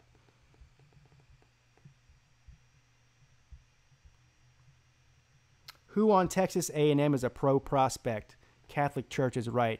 The entire offensive line is. And there's more 4- and 5-star players, starting players on Texas A&M's team than on Clemson's team. So.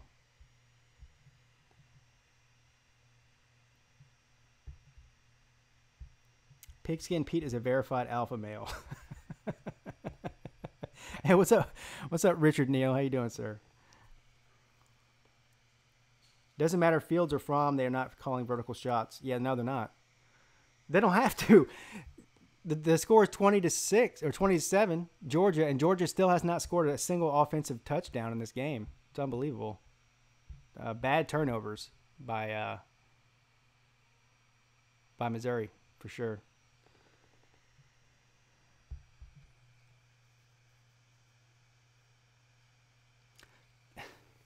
Catholic Church is right. It says teams that would beat Clemson this year: Alabama, Georgia, LSU, Auburn, Ohio State, Notre Dame, Michigan, and Washington. You got to be kidding me, sir. If you're trolling, that's a terrible job of trolling. If you think Washington, Michigan, Notre Dame, I mean, come on, sir. Let's be real here. Yes, LSU does look pretty good so far. I agree.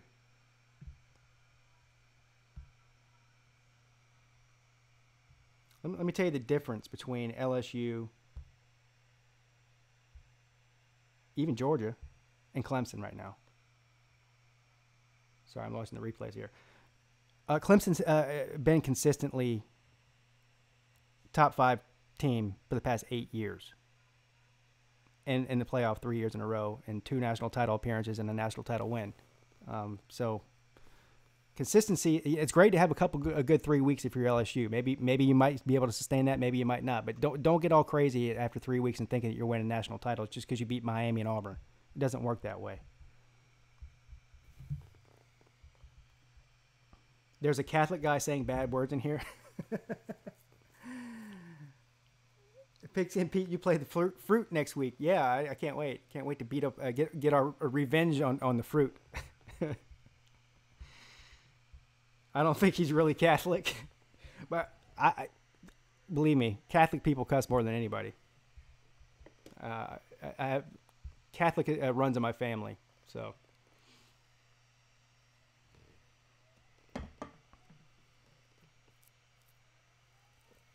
The score of the Georgia Bulldogs is 20-7.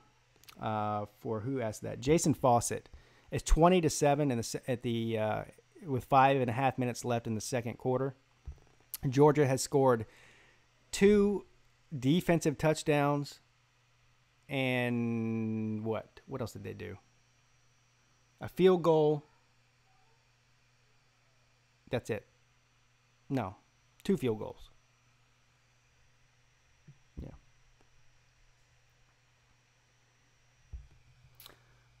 Yeah. Ryan Maxwell, good afternoon, sir. Welcome to the stream. He says, I think this Georgia-Mizzou game is exposing Georgia a little bit. The only thing I would say that's being exposed right now is Georgia's offense just doesn't look very good right now. Their defense, obviously, I mean, is scoring all the points.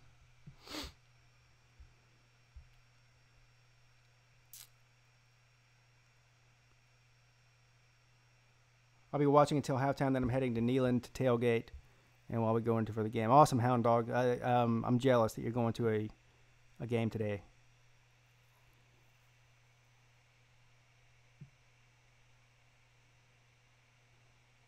Nebraska is trash, to be fair. Yes, they are right now.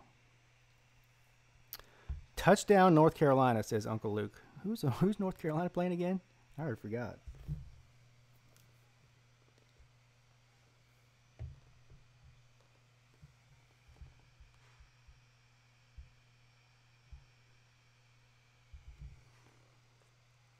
Catholic Church is right. What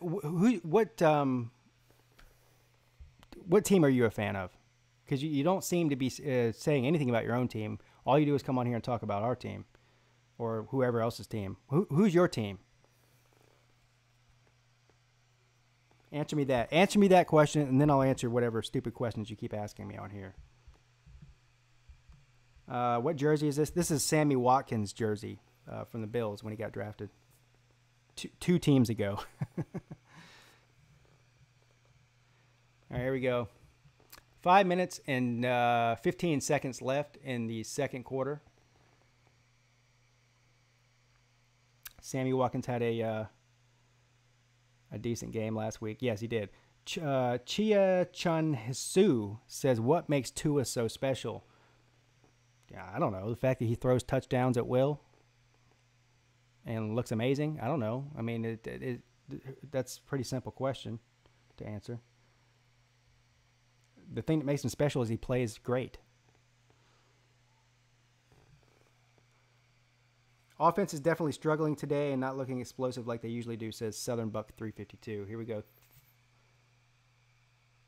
So the flag was against Georgia. It's going to be a first down for Missouri.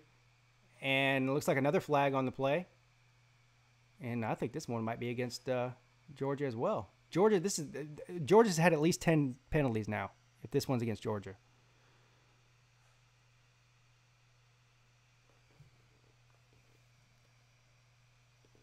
We'll see.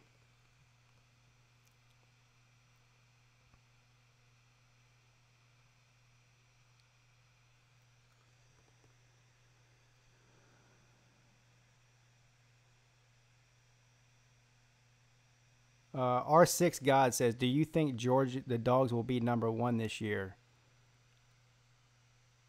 I don't think anybody's going to take that number 1 spot until Alabama loses, if that happens. So no, I don't.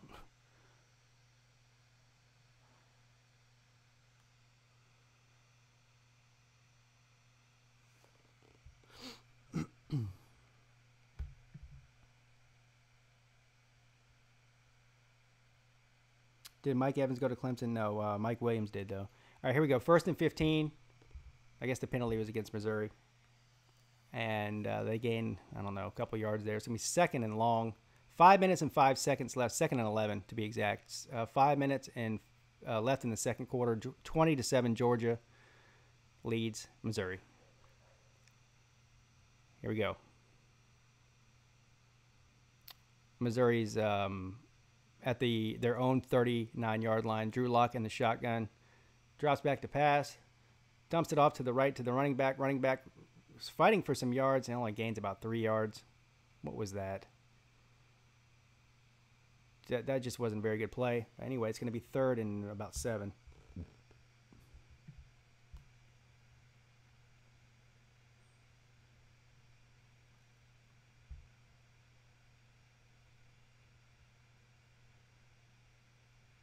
I didn't even see what that person said that you put in timeout. All right, here we go. 3rd and 7. Drew Lock with all day to pass, complete, and he gets the first down, I think.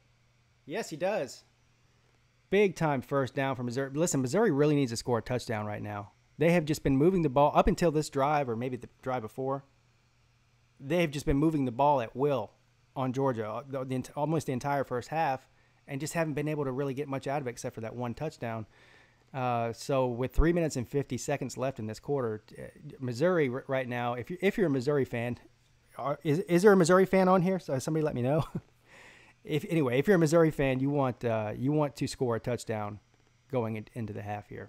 Here we go. 1st and 10. Drew Lock hands the ball off for no gain. That did not work. So it'll be 2nd and 10. They're at the 50-yard line, and we are under 3.5 minutes to play in this quarter. Missouri's down by 13 points. Sorry.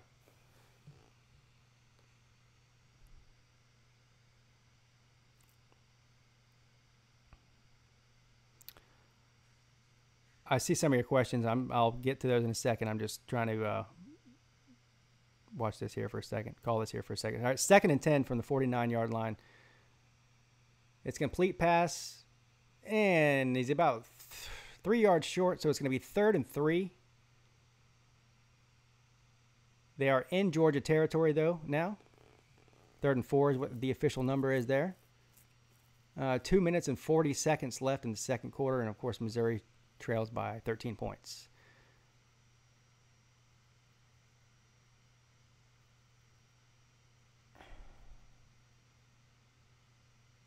All right, here we go.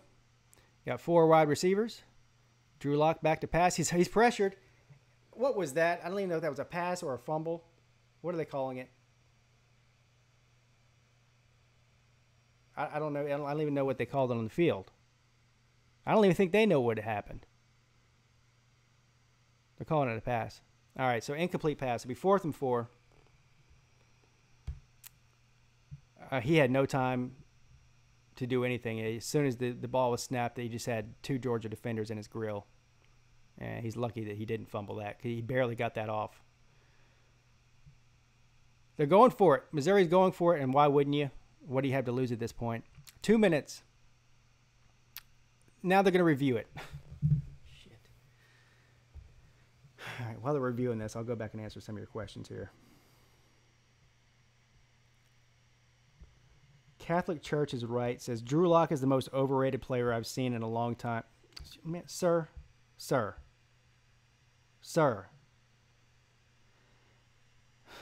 How do you throw for 44 touchdowns at Missouri and be overrated? You got to be kidding me. Have you? And I'll say to you what people say to me all the time, and it pisses me off. And I hope it pisses you off too, sir. Have you ever watched a football game before?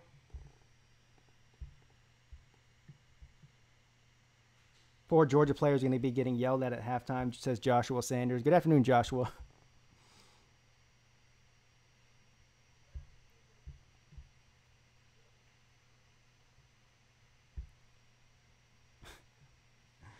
Georgia looks more complete than Clemson, but it's not a far margin either. Being there, just cool, just don't lose. I mean, it's very when you talk about these teams that are in the top 5. Who would consider to be the best 5 teams in the country? Obviously, with talent and coaching, you'd have Georgia, Clemson, Alabama, Ohio State. I mean, am I ready to anoint LSU yet and put them in and say they're one of the best 5 teams in the country? I realize they've got 2 big wins, but it's only been 3 weeks, and we don't really know how good those wins are yet. So I'm saying LSU is definitely one of the top 10 teams in the country. I'm not ready to put them in the top 5. In my mind, it doesn't really matter.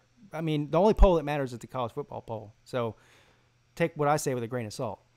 But when you're talking about we would beat you and they would beat them, it's all just a bunch of nonsense, trash talking at that point, saying that who's better. You never know who's better until you put them on the field, and they play against each other. All right, here you go. 1st and 10, Georgia.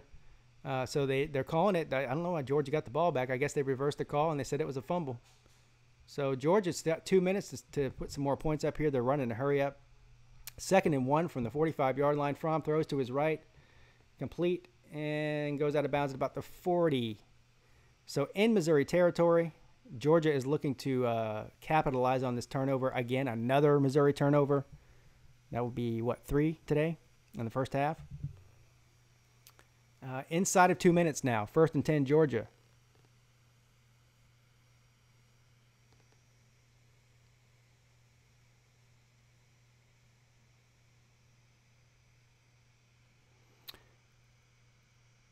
Yeah, I see a good comment there. I'll get to that in a second. Here, Fromm throws it downfield and way overthrows on 1st and 10. So here we are. It'll be 2nd and 10. The clock stops, obviously, now. 1 minute and 35 seconds left in the first half. Jake Fromm and company trying to capitalize on yet another turnover and widen this lead by even more going into halftime. And it's 20-7 currently. Georgia leads. Somebody just said on the chat, well, hold on, here we go. 2nd and 10. Fromm throws over the middle, incomplete. So it's going to be 3rd and 10 now. Somebody just said in the chat, and I can't even scroll back up here, said that it doesn't look like Georgia or Clemson's offense is clicking on all cylinders right now. I completely agree. And, so whether or not they're clicking on all cylinders now, as long as they continue to win, doesn't really matter. When they really need to be clicking on all cylinders is at the end of the year, as long as they're in that conversation.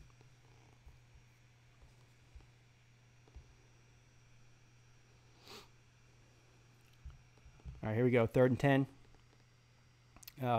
Hands off to Swift. Swift, I guess, no, not enough. Maybe not.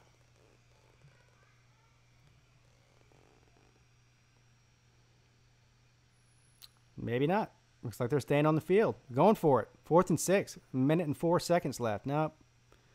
Timeout, Missouri.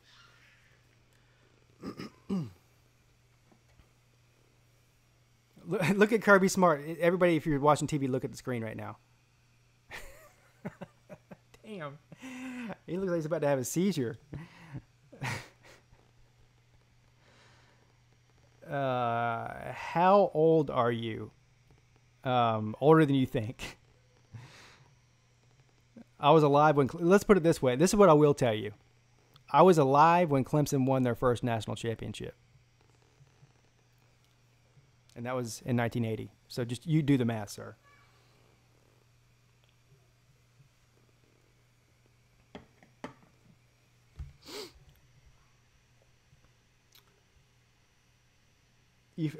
Catholic Church is right. It says he forgot to mention that Oklahoma would wax Clemson as well. Well, that's funny because we played you twice. Once in the playoffs and once in the Orange Bowl. Twice in this past 8 years. And waxed you both times, or Oklahoma. I don't know if you're an Oklahoma fan or not. Come on, sir. Pleased with that. Lee Smith says Pete colors his beard. No, thank God I don't have to do that. Yet. Yet. Yes, Kirby was raging, for sure. All right, let's see here. There's a minute left. This is like the longest first half of football I've ever watched before, I think. What's up, Woody Slays? That's a funny name. Good afternoon, sir.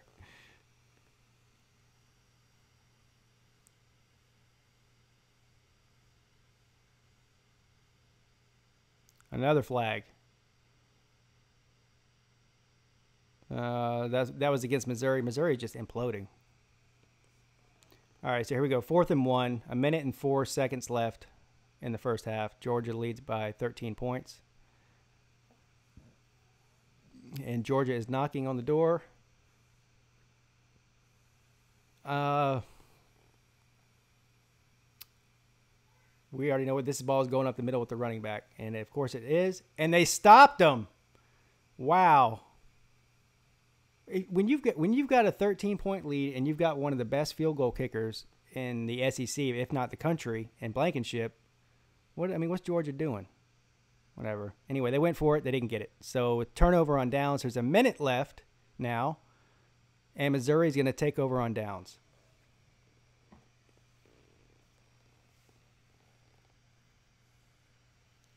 One of the quickest first quarters, but one of the longest halves ever. Yes, it is.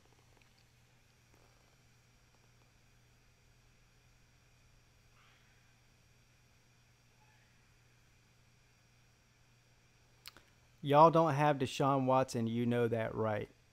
Yeah, we know that already. We knew that last year whenever we went to the playoffs too, sir.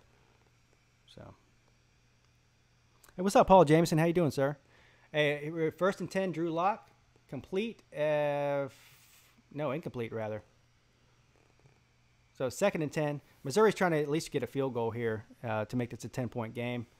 Right now, Georgia has scored 2 defensive touchdowns and a couple of field goals, and Missouri is just imploded. They've been moving the ball at will pretty much the entire first half against Georgia's defense and just keep turning the ball over at crucial times. So that's they're lucky to only be down by 13, really.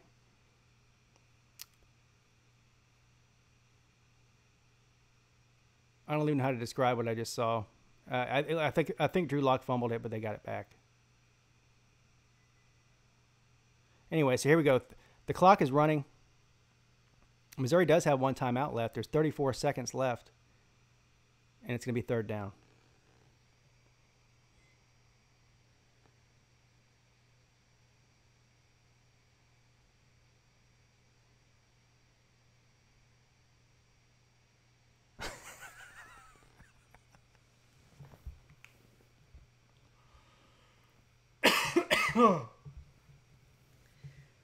I'm not going to even say what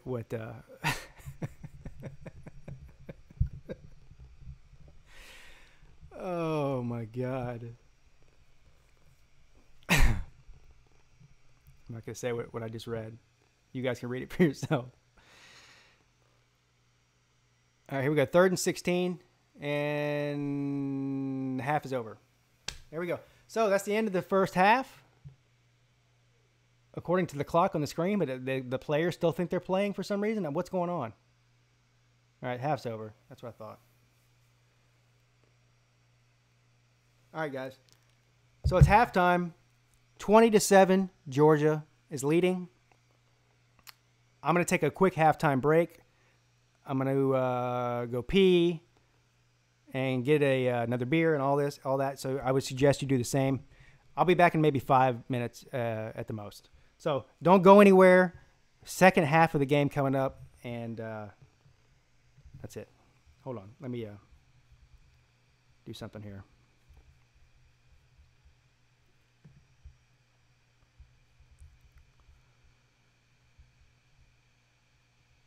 All right, I'll see you guys in a minute. Couple of minutes.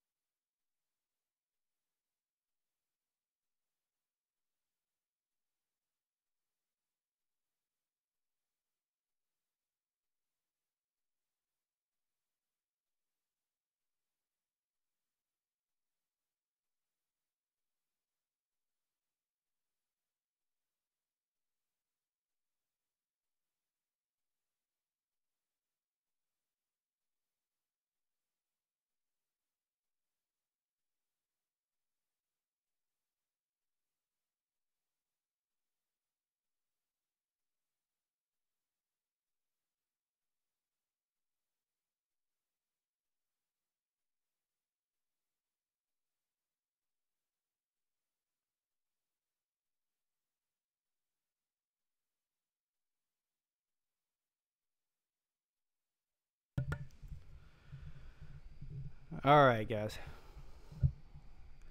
Thanks for everybody who stuck around.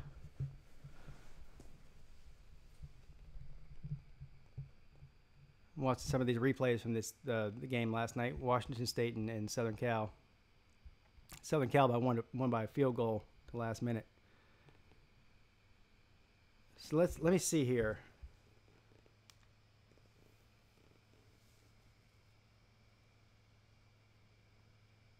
I see Boston College is losing to Purdue. Wake Forest is losing to Notre Dame.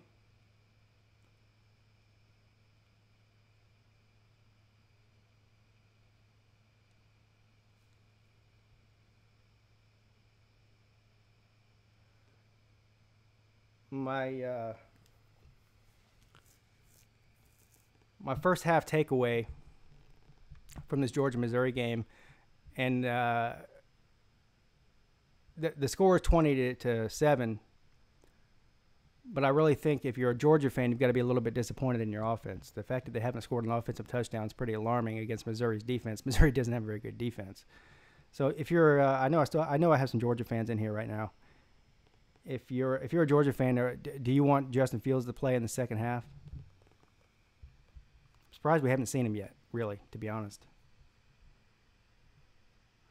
George, good afternoon, George. How you doing, man? Are you excited? George, you excited about the game today between Florida and Tennessee? KP Dog says yes. Brandon Larson says yes. So they do. They want to see Fields in. I don't blame you. And I'm not going to. I don't know if I would blame it completely on Fromm at this point. Georgia's offense just doesn't look like it's clicking right now. Is that Fromm's fault, or is that the play calling? I don't know, or they're just not executing. But one thing I do know for sure is not throwing the ball down the field enough. I don't think. Brandon Larson says we swapped them out the first 3 games, not this one. Why not? Well, yeah, you're right. Georgia's doing the same thing at quarterback, really, that Clemson's doing. Actually, not exactly the same. I mean, from the first 3 games has been the solid starter, right? And they've got big leads on whoever they're playing, and then they put Fields in. Clemson's doing this thing where they're just swapping back and forth between Lawrence and Bryant, which I don't get, but it is what it is. Hoghead says Georgia needs to run the ball and forget about it. They're not really having a lot of success running the ball against Missouri's defense, though, which is a little bit surprising. They need to throw the ball, I think. Yeah, College Football Maniac says Georgia's points are all coming from special teams, kickers, defense, etc. Yeah, it's a couple of really bad turnovers by Missouri is the big difference in this game right now. But if you just compare Georgia's offense, the way they look compared to Missouri's offense in the first half, Missouri's offense is playing better overall than Georgia's offense is. They just have given up a couple of big turnovers. That's the difference in the game.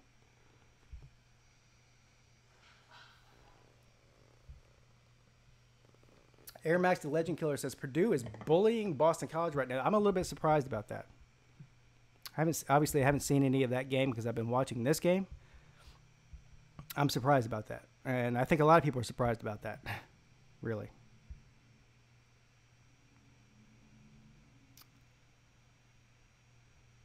College Football Maniac says he's nervous about Vanderbilt for once in his life. What time is that game? That's another one I want to watch. I think it's at 3 or 4 o'clock, right? Yeah, if you're a South Carolina fan, you should be a little bit worried about Vanderbilt, for sure. That game's in Vandy, too, if I'm not mistaken. And let's be real here. Take the fact that I'm a Clemson fan completely out of this statement that I'm about to make. All right, I'm not trolling. I'm not trash talking. I'm not doing anything like that like I normally do about South Carolina. Based on the way that Georgia absolutely just curb stomped South Carolina and is really kind of struggling with Missouri right now, I don't think that South Carolina is very good. Now, when I say they aren't very good, I don't mean they're like Tennessee bad or Florida bad or something like that. But I don't think that South Carolina this year, they're fighting for maybe second or third place in the East. And that's not saying much because outside of the East, outside of Georgia, the East isn't very strong. So, I think big upset alert if you're a South Carolina fan today against Vanderbilt.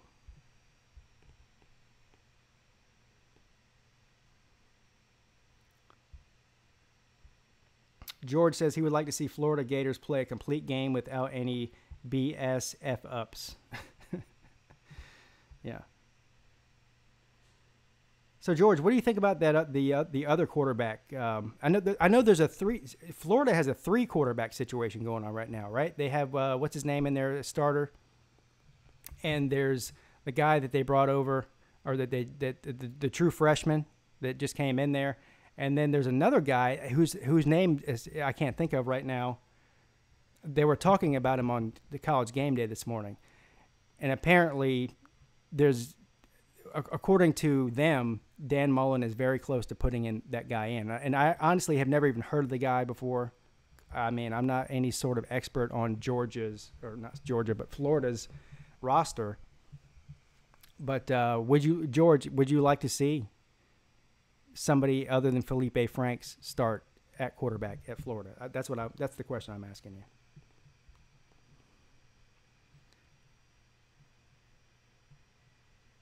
Air Max the Legend Killer says, I would be nervous about the Texas game, but I realize Mac Brown, Vince Young, Ricky Williams, and Colt McCoy are all gone. No, not Emory Jones. Emory Jones is not him. There's another guy. The second string guy, Emory Jones, for whatever reason, isn't even the second string guy. It's another guy. Can't think of his name. They were, like I said, they were talking about it on College Game Day this morning. Yes, I think that's it. Trask. I think that's it. That sounds right.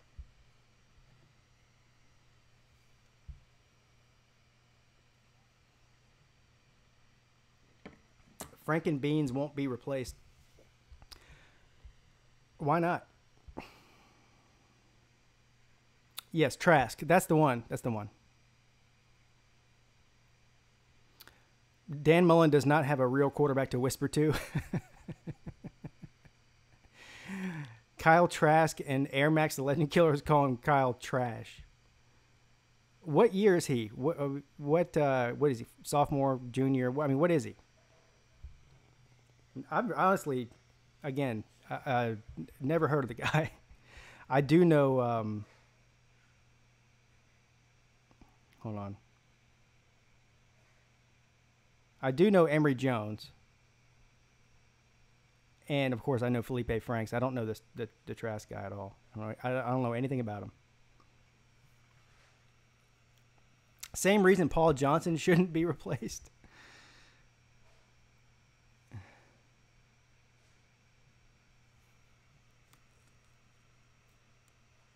And there's a whole list of good games at 3:30, isn't there? A couple of them are at 4 o'clock. But you got, for me anyway, Clemson, Georgia Tech, Alabama, Texas A&M, Vanderbilt, South Carolina. Who else? I see Tennessee and Florida don't play till tonight. Oregon, Stanford don't play till tonight. Wisconsin and Iowa, when do they play? Is that a 3:30 game or tonight? A sophomore. Billy Dawson says Trask is a sophomore. Okay. And what's up, DeGoat Watson? How you doing, sir? I'm sure if you're here, you're amazing and fantastic. Otherwise, you would not be here. He says, "What's up, Pigskin? I'm working right now. Just wanted to say hi and drop a like. Thanks, man. I appreciate it for you stopping in. Hey, DeGoat Watson, if you're still on here, are you going to? You say you're at work. Are you going to be able to watch the Clemson game, or are you still going to be working?"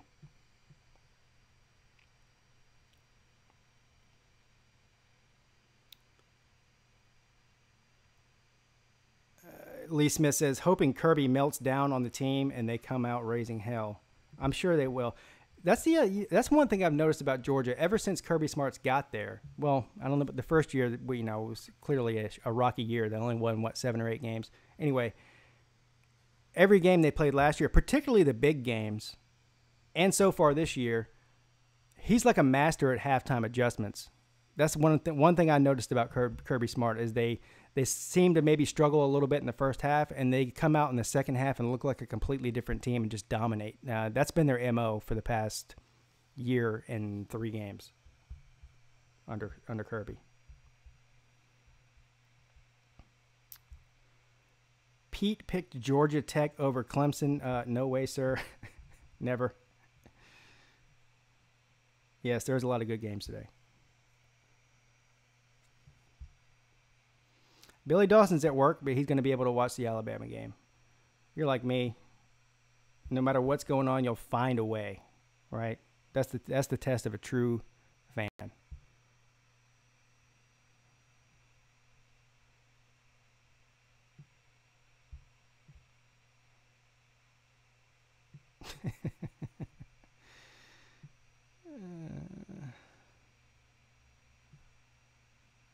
TCU and Texas. That's another one that I want to watch.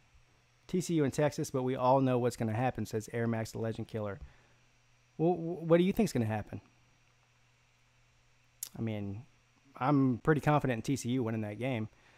I have heard several people, though, say that TCU should be on upset alert. I don't see it. I think that TCU's... It's hard to say if they're the second or third best because you have West Virginia and Will Grier there, too. All right, here we go. Start of the third quarter. Start of the second half. Missouri has the ball. I missed the first down. So 2nd and 10 from the 36-yard line.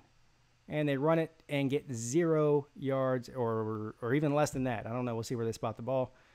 It looks like it's going to be about 3rd and 9. Yeah, 3rd and 9. 20-7 Georgia. Less than a minute into the second half. Drew Lock in the shotgun. He's got 3 wide receivers. Drops back. Dumps it off to the running back who drops the ball. What was that? I don't think it really matters. I mean, there was a defender right there. As soon as he caught the ball, he's about to get his head knocked off anyways. But nonetheless, 4th and 9, and Missouri will punt.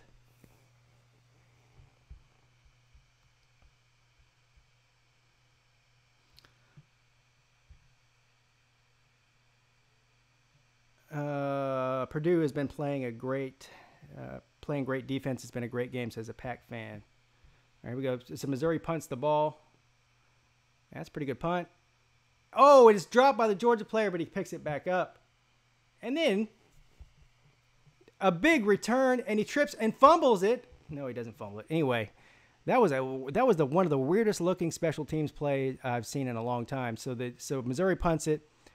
The returner bounces right off his hands. I mean, the Missouri guy's right there. He could pick it up, but no, the Georgia guy picks it up, then gives it about a 30-yard return and gets tripped up and almost fumbles it. Anyway, the result of the play is 1st and 10, Georgia at the 41-yard line. 20-7, Georgia leads. Fromm is back in at quarterback, so that answers those questions. No, you're not going to see Fields right now. Fromm passes it to his right for a short completion of about 4 yards. It's going to be about 2nd and 6.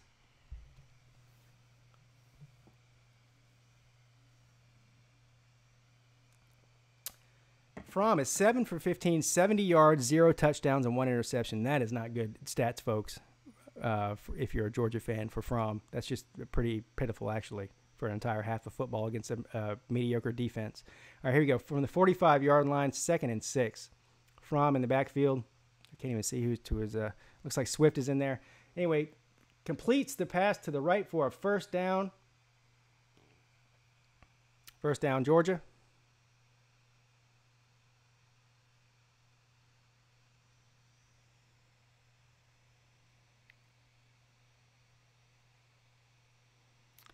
Air Max the Legend Killer says, Pete, you're so close to 1,000. I know I am.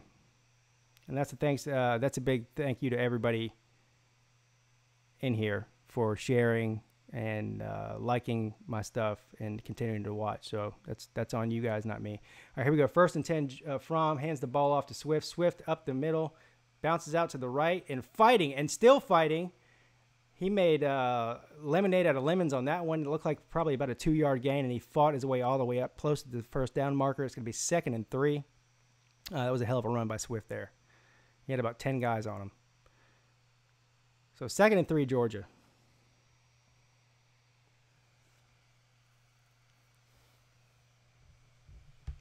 All right. Fromm is under center. Still got Swift in the backfield. Hands it off to Swift. Swift again to the right. Bounces out. First down and more. Gets tripped up at about the 34-yard line.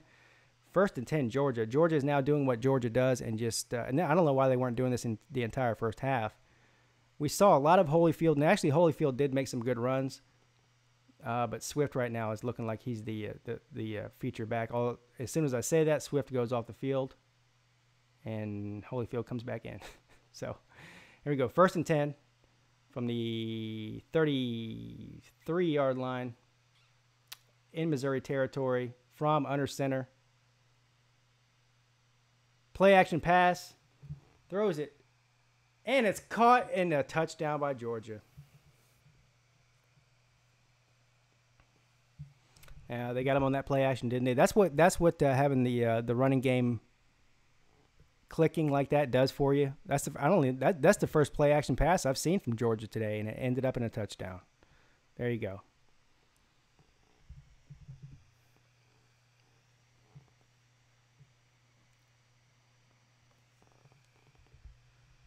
Yes, Kirby chewed some ass, says Lee Smith. Yes.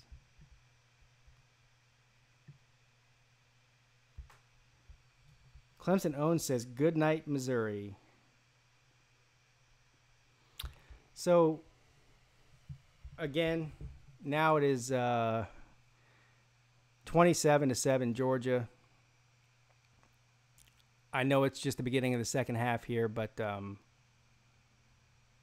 I think it's going to take probably a minor miracle for Missouri to come back at this point. But we'll see. I mean, you do have one of the most prolific passing quarterbacks in all of college football right now in Drew Lock. And an offense that's capable of putting up a lot of points if you don't turn the ball over. Knock on wood. So we'll see.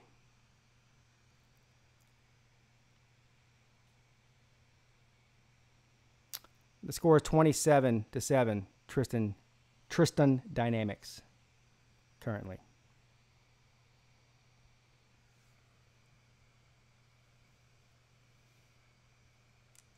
Lee Smith says wasn't really a good pass. It was. You're right. It wasn't a great pass, but it worked out for him. What's the quarter? It's the third. There's like 13 minutes left in the third quarter.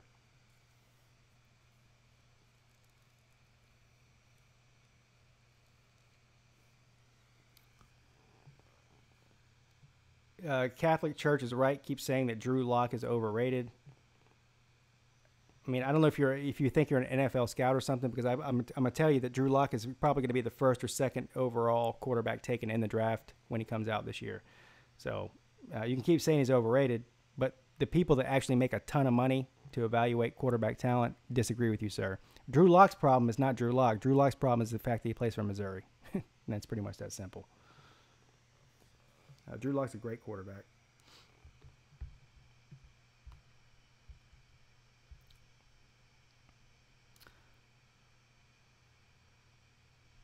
Touchdown Purdue, says a Pack fan. What's the score of that game? Josh Pinion, good afternoon, sir, says Dogs need to throw the ball down the field. We just need to stop doing these 10-yard passes. Yes, I agree. Josh, I completely agree with you, sir. I'm not even a Georgia fan, and I agree with you. Sarge.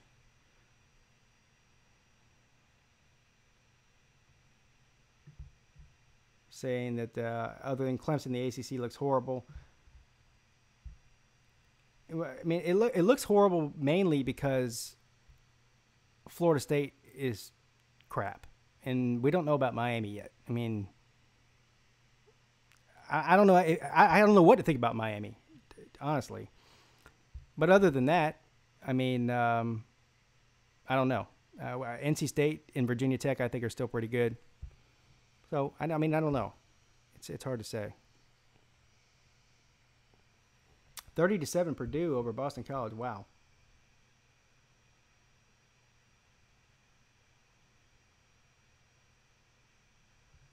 Purdue has put together a huge dent in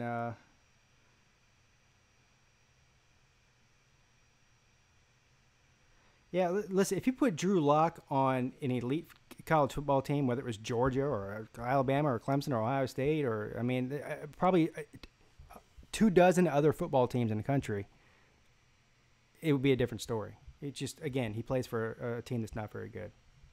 That's Drew Lock's problem. It's not going to hurt his draft stock, though, I can tell you that. He's got the size, he's got the arms, got the accuracy.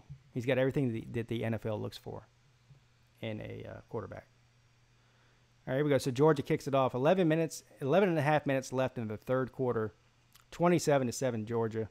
Georgia, although they had 27 points, has only scored one offensive touchdown in this entire game. So we'll see. We'll see what Drew Lock and guys can do here.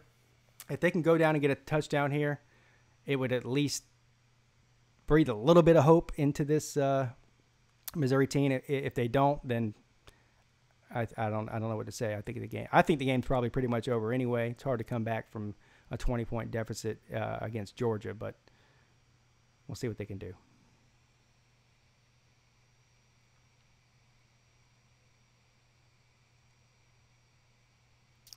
Yeah, Ryan Maxwell says the Missouri receivers aren't helping at all. No, Missouri could easily have 21 points right now if the receivers weren't dropping and fumbling. So Drew Lock runs on first down, and I think he gets the first down, or just short. It looks like it's going to be 2nd and 1.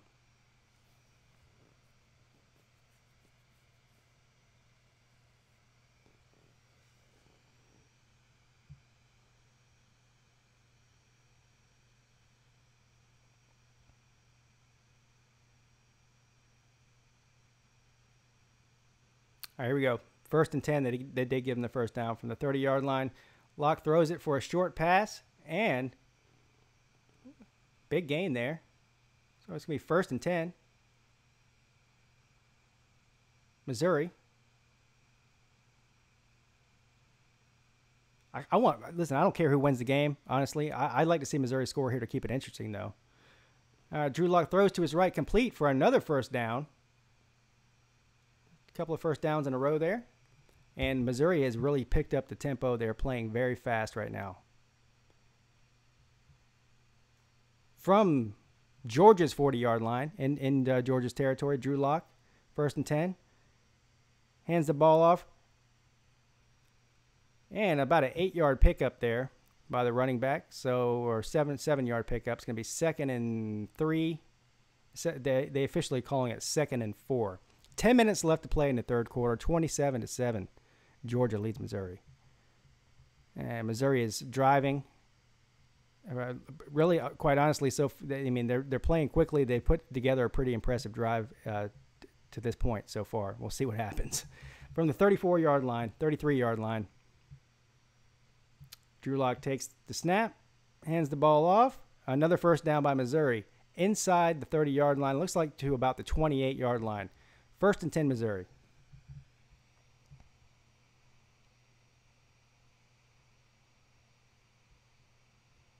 DeAndre Crawford says he bet, I'm missing it. 1st and 10, hands it off. I didn't have time to read one comment. That's how quickly that Missouri is snapping the ball right now. They're trying to do this hurry-up offense.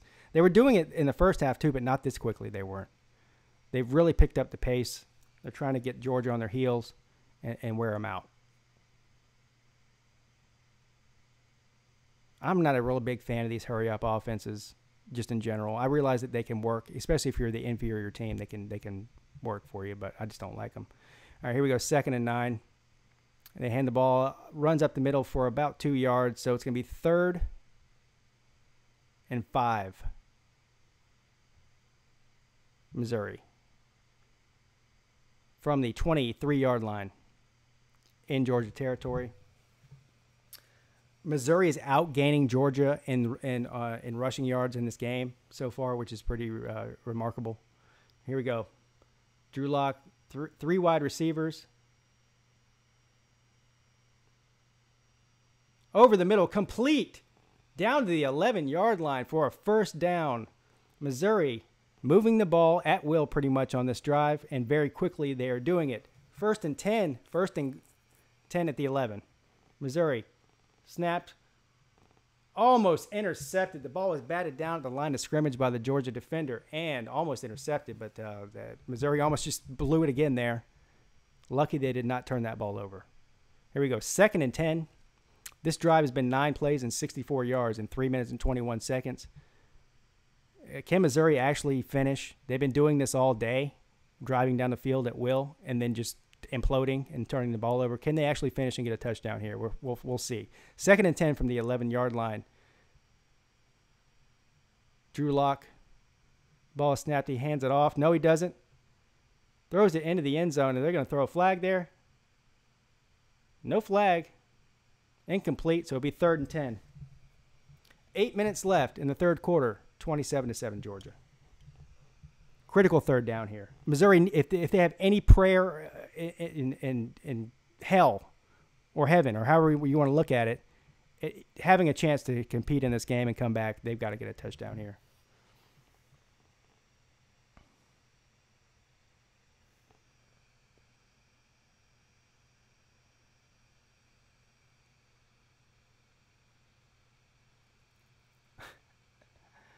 All right, here we go. 3rd and 10. Drew Lock, back to pass. He's flushed out. What was that? Incomplete. I think my car alarm's going off. You hear that? All right, there's a flag on the play, though.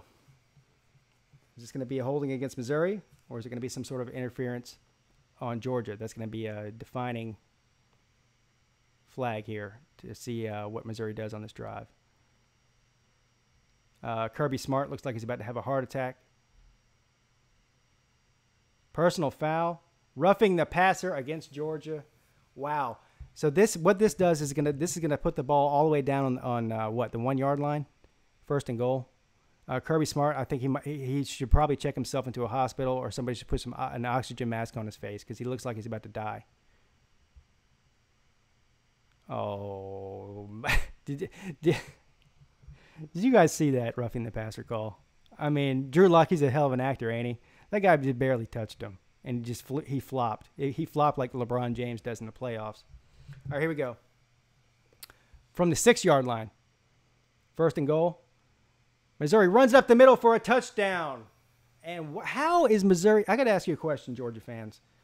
I mean, you're probably going to win this game without a problem, and you should. I've been sitting here for the past first half and first half of the third quarter and watching Missouri run the ball between the tackles right through up down your throat the entire game. How is this possible? Somebody explain this to me. How is this possible?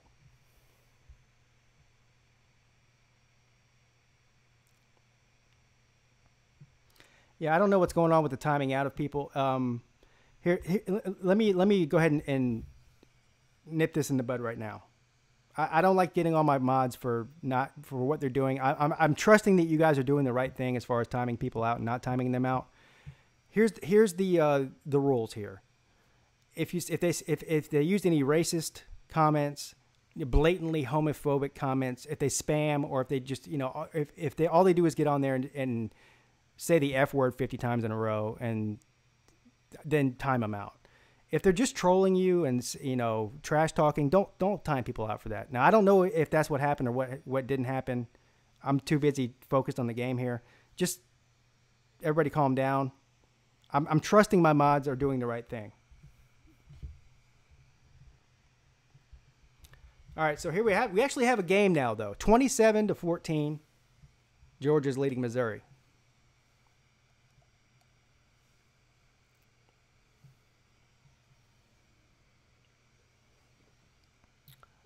Pac-Fan says Boston College just got another fumble. You mean they just fumbled again? Is that what you're saying?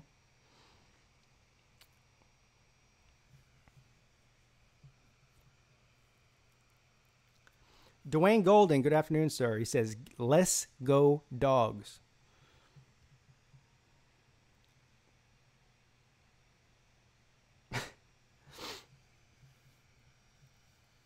Lee Smith says, what if I'm white and I hate white people? Listen, I do too. I hate everybody.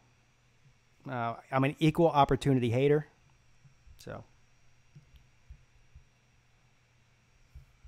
Oh, okay, so they forced a Purdue fumble. Good. Well, good for me, not you. Josh Pinion says, Pigskin Pete, Georgia will wear down Missouri's D-line in the second half. Well, I think they should. The only thing, here's my only point. I mean, Georgia's known for being a great running team. And I know you don't have Sony Michel and Nick Chubb anymore. It's still not an excuse for not being able to run the ball and gain more yards than Missouri's gaining on you. That's all. And the fact that Missouri's even, able to have any success running the ball against Georgia's defensive line is pretty shocking to me. Who's the last elite running back that you can name from Missouri? I'll wait.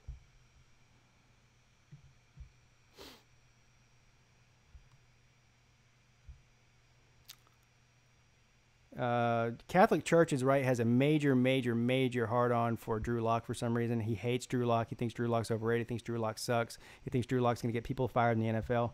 I mean, I don't know where your hate for Drew Lock comes from, sir. Listen, I'm not a Missouri fan or an SEC fan or any of that.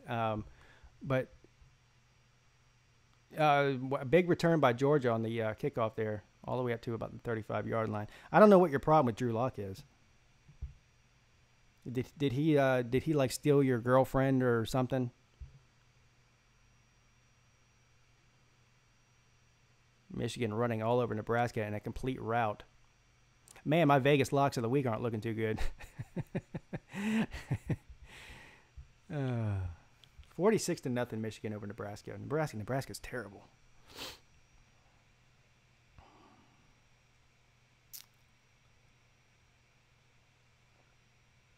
All right, here we go. Georgia's got the ball, 1st and 10. Hands the ball off for about a 3-yard gain, it looks like. So it's going to be second down. 7 minutes and 35 seconds left in the third quarter. The score is now 27-14. Georgia leads Missouri. 2nd and 5. Georgia's got the ball.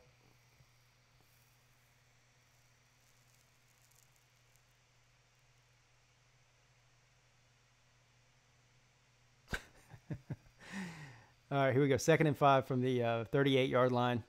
Georgia. Jake Fromm throws the ball complete. What was that? A Georgia touchdown.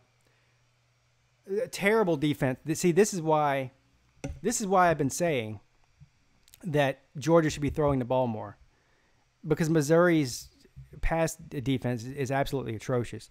First of all, not only should that ball not have been complete, but even if he did make the catch, which he did, he should have been taken down immediately. Instead, I mean, look at this. What kind of tackle is that? Dude, you're not just going to slam down that guy like a wrestler. First of all, you have the angle on him just to push him right out of bounds. You don't even have to tackle him. He tries to grab this guy around the waist and slam him to the ground like he's Hulk Hogan or something. Stop it. I mean, that's Big 12 tackling right there. Terrible tackling.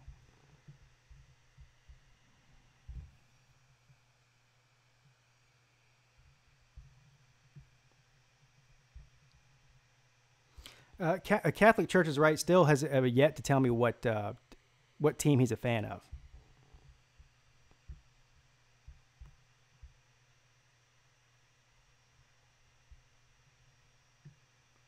What was it? Was there a flag on the play? Somebody said premature celebration. Oh, he dropped the ball before he went in the end zone, didn't he?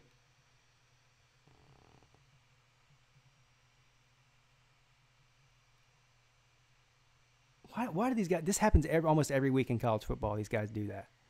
Yeah, I think he did. I think he did drop it before it crossed. Let's see what they say.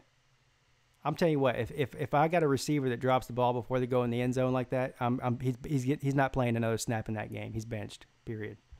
That's the most stupid. That's the stupidest penalty or stupidest play that you could ever do. Catholic Church is right. You're an Alabama fan.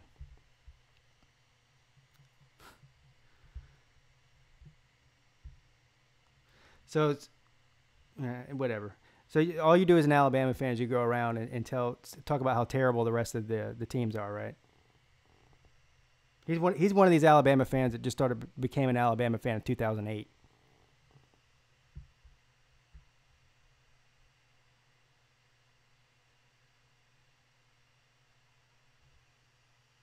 What's up, the Toxic Mixer?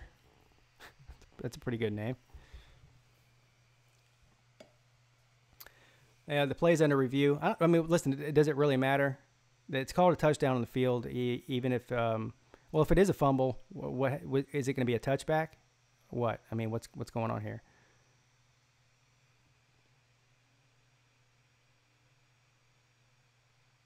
Might be.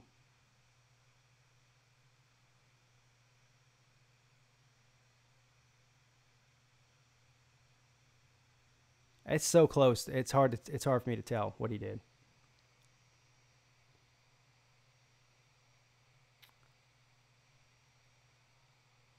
Justin 5804. Good afternoon, sir. Welcome to the stream. I'm sure if you're here, you're amazing and fantastic. Otherwise, you would not be here. He says, "Hey, go Dogs." Yeah, Hurd feels bad, man. Also, go Clemson. Awesome. Yeah, they're reviewing it. I don't know what just happened. I was reading the comments. They're calling it a touchdown.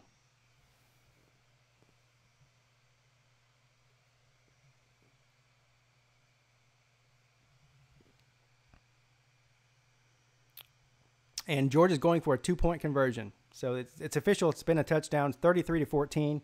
Georgia leads. 7 minutes left in the third quarter, and they're going for a 2-point conversion. Fromm throws it to the left, complete, and he's stopped short, so no 2-point conversion. So the score will remain 33-14, Georgia. Still plenty of time left in this game, and to be honest with you, I mean, this has been big play Georgia day. And I know I did not write that down. I just made that up, and I'll say it again because it rhymed and it sounded cool. Big play Georgia day. And what I mean by that is that Georgia has really scored all their points off of huge plays. A couple of turnovers, a blocked punt for a touchdown, and then, of course, this play here, which almost got called back. Mental mistakes. So Georgia's probably had about 12 flags called on them this game. It's been one of the sloppiest games on Georgia's part that I've seen them play in a while, penalty-wise and just doing stupid crap like that. On the other hand, Missouri has been moving the ball at will on offense against Georgia's defense and just keeps crapping the bed. They did get 2 touchdowns out of moving the ball, but they easily could have 4. This game could be 33-28 or tied at 28 or something like that, really. But it isn't. So it's 33-14. Still plenty of time left. If Missouri is going to try to make some noise, they need to score on every possession, and that's pretty much what it comes down to at this point.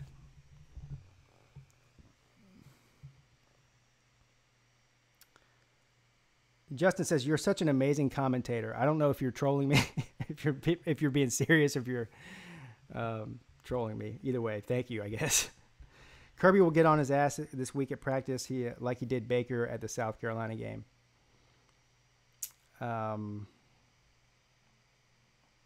Didn't really hear from y'all till after Saban arrived. Well, not since Bear. Now you guys are just trash talking each other. I see. Let me go back up here in the comments since I think I missed something that I wanted to talk about.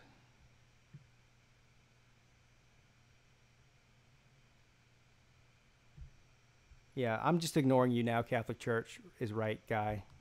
I've given you way too much of my time as it is. If you have something of substance to add to the conversation, good for you. All right, here we go. 1st and 10. Missouri takes over, and Drew Lock hands the ball off, and they get about 8 yards out of that, it looks like. Again, Missouri just running the ball at will. They got 7 yards. They're going to call it a 2nd and 3. So now 2nd and 3 from the 32-yard line. Drew Lock in the shotgun. Hands the ball off it again. They're just going to continue to try to run up the middle. This time it doesn't go for anything. He got back to the line of scrimmage, I guess. It's going to be 3rd and 7. Am I wearing a Gator jersey? No, it's a Sammy Watkins jersey. It's a Bills jersey. And I'm not a Bills fan either. I'm just a Clemson fan. So that's the answer to your next question. All right, here we go. 3rd and 2. Drew Lock drops back to pass, dumps it off to the right, and the ball is batted down. Almost another turnover. Anyway, 4th down. And I'm assuming Missouri's got a punt, right? Yeah, they're going to have to punt. Or are they? Yes, they're going to punt. Or at least they're going to line up to punt. We'll see what if they fake it or not. I'd watch for the fake if I was Georgia right here. This looks like a desperation type of situation for Missouri. And they do punt it. The punt is up. Good. Great punt. Good bounce. Good punt. Good bounce. Good roll. Missouri downs it all the way down to the 7-yard line. That was a hell of a punt there.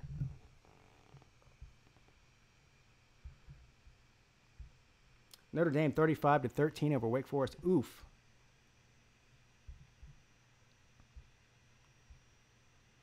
The Toxic Mixer says, just subscribed. Thank you, sir. Appreciate that. Yes, for anybody who's new here, thank you for stopping in and watching the Pigskin Pete YouTube channel. I do 2 live streams a week, Tuesdays and Thursdays at 4 p.m. for 1 hour, and I always pick one primetime college football game every single Saturday of the college football season to do a live play-by-play and reaction, which is what I'm doing right now. I normally do them at night. I had to pick this game for personal reasons to do an early one today. I also upload college football and even NFL football videos throughout the week. We have a lot of fun here. Believe me, I'm nice most of the time. Some people think I'm nice until I make a video about their team, and then they don't think I'm so nice anymore, but that's too bad. Am I a Tiger fan? Yes, I'm a Clemson fan. I think you're talking to me. All right, here we go. 2nd and 9 for Georgia from the... Anyway. I just missed what happened. So, anyway, 3rd and 1. Georgia has the ball. 3rd and short. 5 minutes left in the 3rd quarter. They lead 33-14 over Mizzou. This is a big 3rd down for both teams. Big 3rd down more for Missouri than it is for Georgia. From under center, hands it off to Holyfield. Holyfield is stopped for a 5-yard loss. Oh, man. Big, huge play for the Missouri defense right there. That was an obvious running play up the middle, and obviously they were handing it off to Holyfield. He was the only guy in the backfield, and they just overpowered Georgia's offensive line and just mollywopped them in the backfield. So Georgia will have to punt.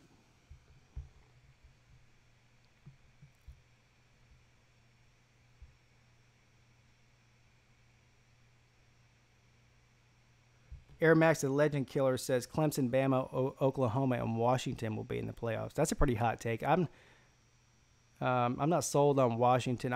First of all, I think Washington's a very good team, and they could get to the playoff. They don't have very much rope left. They have to go undefeated the rest of the year. They've already got that 1 loss, and there's never been a 2-loss team in the playoffs. So, despite what you think about Washington, whether or not they deserve to get in there, they're going to have to win out.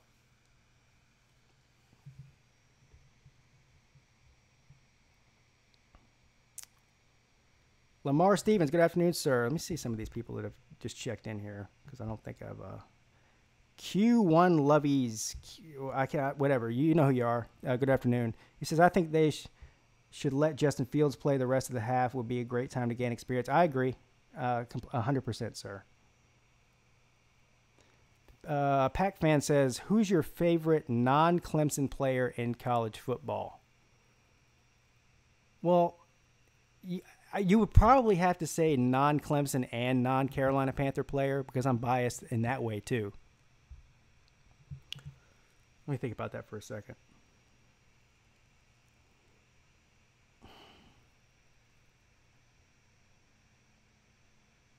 I mean, I love Christian McCaffrey for the Panthers. He hasn't been there for, this is only his 2nd year. Obviously, he's a Stanford guy. So I'll go off of the Panthers too, just to give you a less biased opinion here. And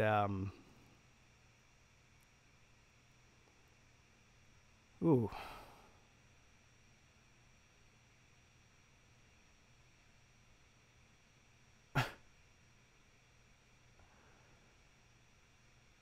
I think I would probably have to say Josh Norman. Now, he's a former Carolina Panther, but he hadn't played there in a few years. I guess I would have to say Josh Norman for the Redskins.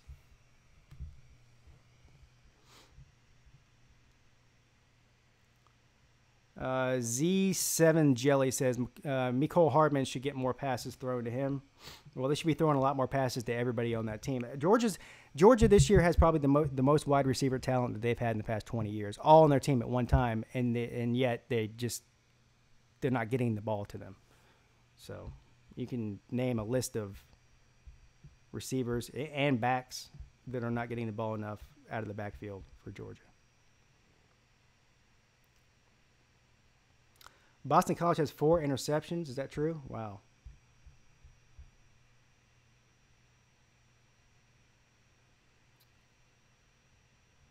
Josh Pinion says he went to school with Trevor Lawrence. He lives in Cartersville, Georgia. You're saying that you're the one that gave him the name Sunshine? Because that's a pretty popular nickname for him now. That would be a hot take. Clemson does not play anyone. Clemson is a joke. I hope they make it to the playoffs so they can get worked. Blah, blah, blah, blah, blah. You sound like a broken record, sir. We all know that you think Clemson's a joke. I realize that you're an Alabama fan who's completely butthurt that Clemson beat you for the national championship a couple years ago, but I got news for you. Get over it. Yes, 2 from defensive linemen, another 2 from DBs. All right, here we go. First and 10, Missouri's got the ball at their own 35. Complete over the middle for a big gain, first down and more. Crosses the 50-yard line. So Missouri in Georgia territory already at the 46-yard line. It's going to be first and 10.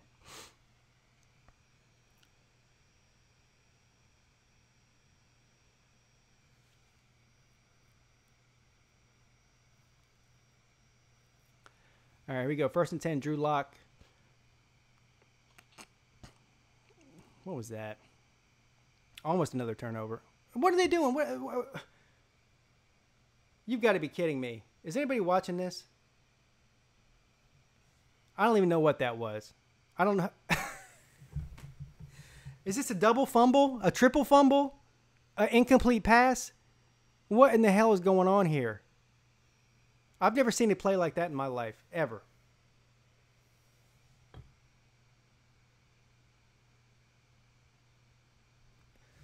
Let me break down what just happened here, what they called this on the field. So Drew Lock drops back in the pocket, gets pressured, throws a lateral pass, basically, barely not a lateral, maybe like a half of a yard pass to the receiver. The receiver falls down on his back, does not catch it, but they say he did. Then he fumbles it. Then the Georgia player picks it up, runs, gets tackled by 15 people, but they can't bring him down. They finally bring him down. He fumbles it, and Missouri gets the ball back for a double fumble, double turnover, 50-yard loss. How about that? Now it's under review. This will take a while.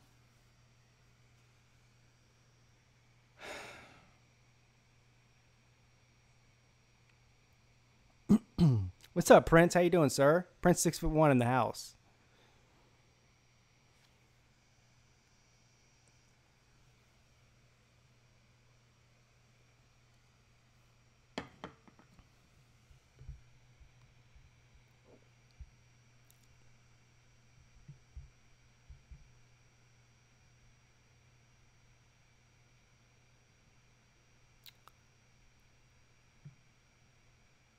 Lee Smith with the that was incomplete. Well, I thought so too, sir. That would have been the easier call if you're the referee. Instead, it was a double fumble, 50-yard loss. If that's what, I don't even know if that's a correct term for that. I've never seen a play like that in my life.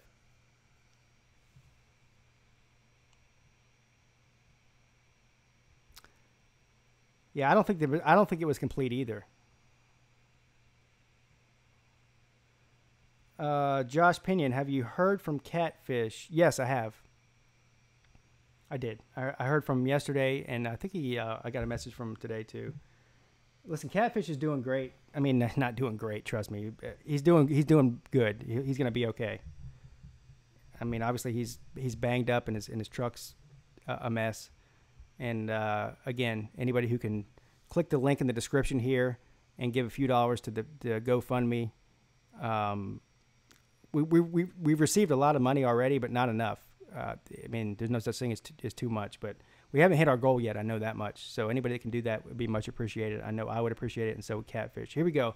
So what they basically said it was incomplete. All that was for nothing. Drew Lock, 2nd and 10. Incomplete, so it's going to be 3rd and 10.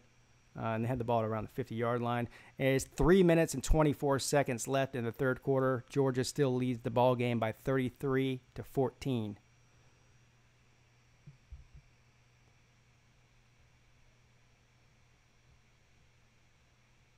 Crap, my computer's about to die. You know, bear with me. I gotta change the thing here.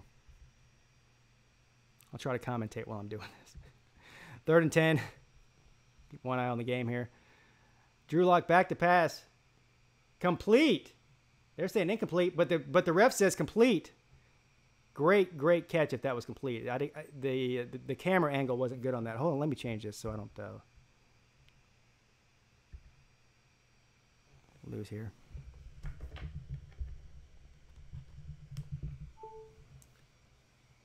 All right.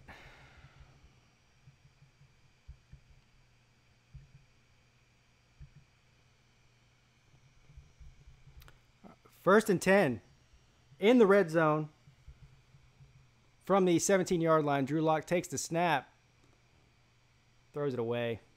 He had pressure in his face on that one.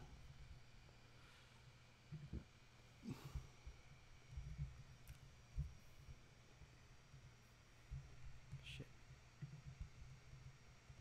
All right, here we go. 2nd and 10. Missouri in the red zone for like the 10th time today.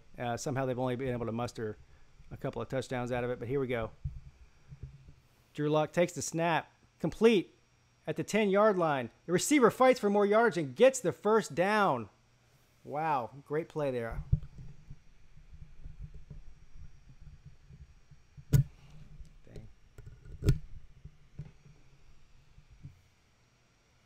All right, here we go. 1st and goal from the 6-yard line. Drew Lock hands the ball off, and he gets about 2 yards there. So it's going to be 1st and goal from around the 3 or 4-yard line, depending on where they spot this ball. Missouri, this is the 2nd drive in a row. They've just marched down the field on Georgia, and we'll see if they can turn this into more points. If Missouri scores here, we've got a football game, people, because I realize it'll only be 21-33, but Missouri's moving the ball on offense, in my mind, a lot easier than Georgia is so far in this half. Here we go. 2nd and goal. Hands the ball off up the middle. Touchdown, Missouri. Now, Missouri is just really running the ball in Georgia at will all game. They're outgaining Georgia on the ground, and they have been doing this the whole game. That's the 3rd rushing touchdown. No, I'm sorry. Yeah, it is. That's the 3rd rushing touchdown for Missouri today, I think, isn't it?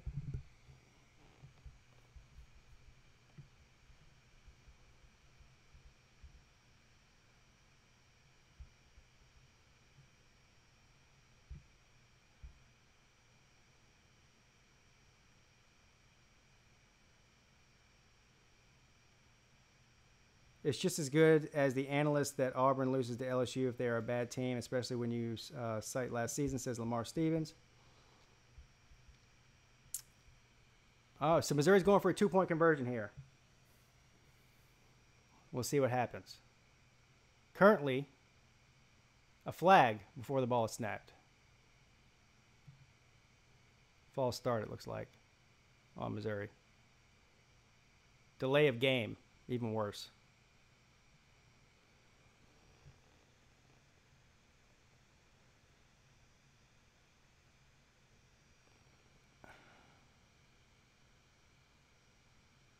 Yeah, Billy Dawson, I think he probably is an Auburn fan too.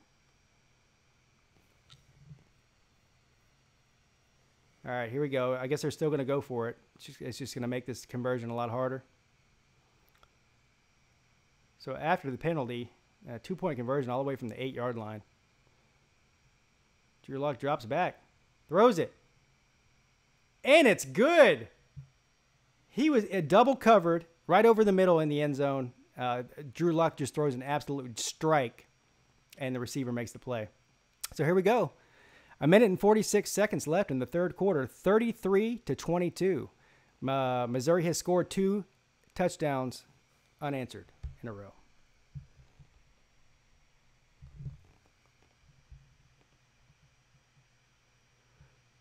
Catholic Church. Again, you're not a college football fan, sir. He says Clemson has 1 championship in 50 years. No, we have 2 in 30.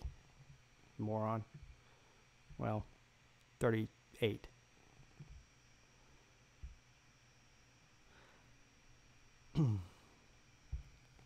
The Toxic Mixer says, so as Penn State and Georgia fan, I don't know what to say. Hopefully we have a good year. Toxic Mixer, I picked Penn State preseason. I picked them to upset Ohio State and win the Big Ten. So that still could possibly happen here. I know everyone jumped off the Penn State bandwagon when they struggled against App State week 1, but I think that was sort of an anomaly. I think Penn State's much better than what they showed week 1. That's going to be an interesting game. What is that? That's next week, isn't it? Next week is Penn State and Ohio State, if I'm not mistaken. And I think I'm going to be doing a live play-by-play and reaction for that game because that's one of the biggest games of the year. Certainly in the Big Ten it is, if not the country. Be looking forward to that one.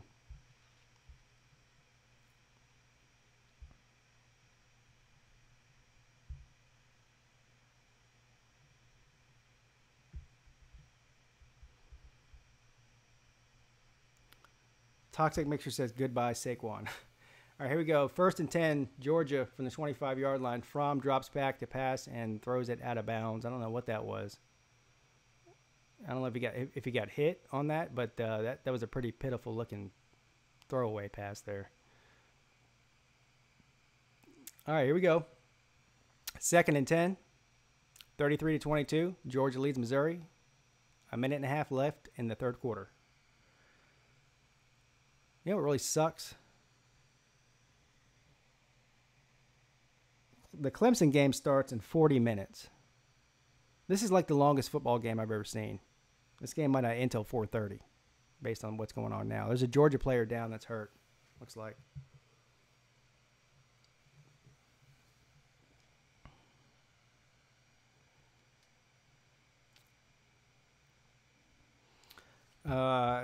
Pac fan says he thinks that Penn State should be fine. Yeah, I agree.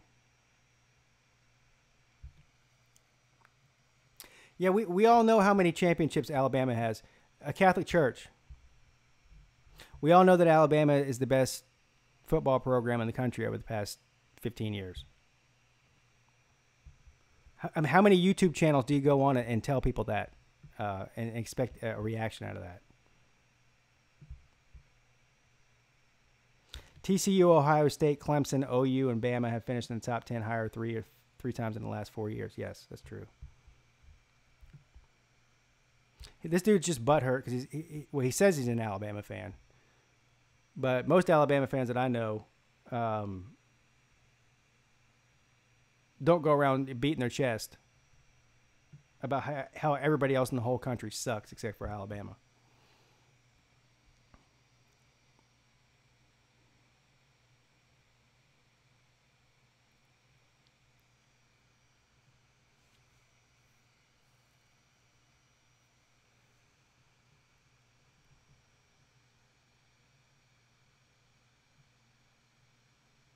Good afternoon, Red Warrior. I don't think I've seen you in here. Maybe I have.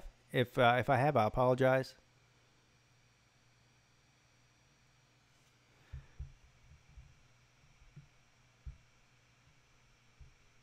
Yeah, he hasn't been to Alabama before.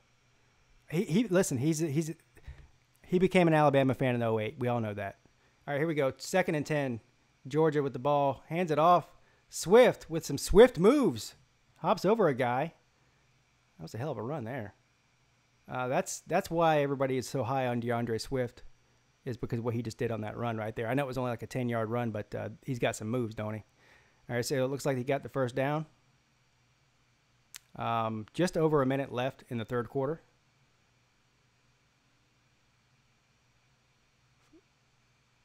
(33-22) Georgia from the 35-yard line.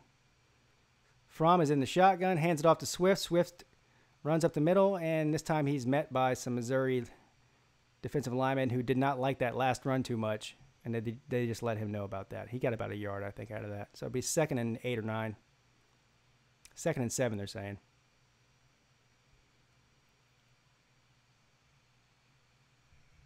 Hello, sir. All right, here we go. 2nd and 7. From back to pass. Complete. For a first down.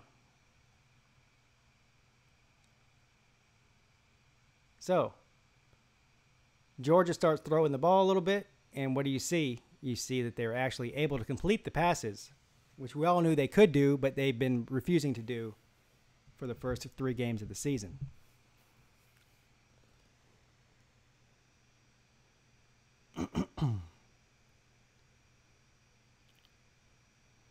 Good afternoon, Kevin Ingram. How you doing, sir? He says, "Go Dogs."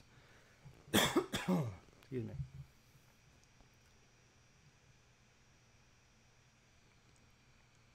All right, so that's the end of the third quarter, folks. This game has actually been a pretty entertaining game, I'm not going to lie. I mean, there's been a lot of turnovers. There's been a lot of just crazy plays. And Missouri has really outplayed Georgia offensively. Now, the real story of the game is Georgia's defense has got a couple of touchdowns and has made some, a blocked punt for a touchdown. Georgia's defense really is just the reason they're winning the game right now.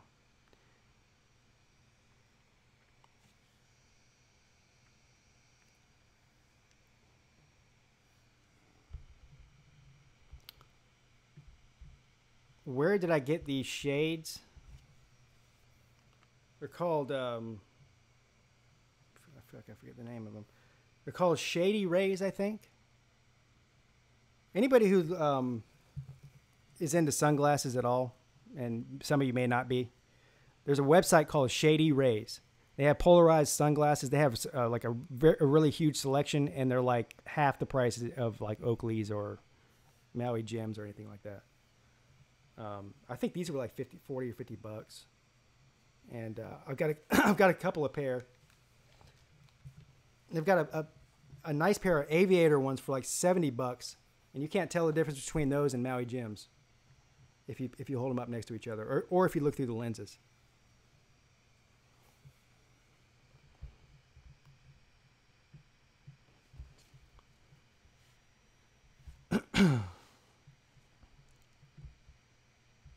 Circle K. No, I do have a pair of sunglasses from Circle K, though. I'm not above that. Josh Pinion says, we miss Roquan Smith. Yeah, well, Roquan Smith was an elite player, no doubt. Kevin Ingram says, Georgia will beat Alabama this year. That's a hot take, sir.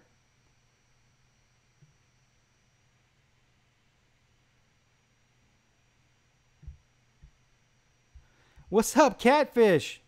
Catfish is in the house, everybody. Volunteer Roadshow. How you doing, man? I mean, I know that's a sort of a stupid question to ask you how you're doing. I know how you're doing. But anyway, Volunteer Roadshow. I'm sure you already know about this. I've got a link in the description of the video here for the GoFundMe. We're gonna send you the money, buddy. I know you didn't ask for it. I know you don't want it, but you deserve it. If you're going to be off the road and you got to get your truck fixed. A lot of people have sent me messages, both in my comment section and here on this live stream here, wishing you well, buddy. And I know you'll be back sooner than later. Hey, Catfish, are you ready for the game tonight, man? Listen, I already made this statement before. I'll be pulling for Tennessee tonight against Florida. Now, obviously, you know I don't care who wins the game, but I'll be pulling for them for you, for sure. And somebody just said, why do you wear headphones to read comments? Who was that? Can't see who it was now. I lost it. Anyway. Oh, Sarge. I wear the headphones, sir, so I can hear what the microphone is picking up. That's the only reason I wear the headphones. Believe me, I don't want to wear the headphones. They suck. I mean, I don't like wearing them. From down the field, 1st and 10, touchdown. I mean, there was nobody within 50 yards of that guy. Who was that, Hardman? Game's over, I think, guys, on this one. Yeah, Mecole Hardman, 54-yard touchdown reception. Blown coverage there by Missouri.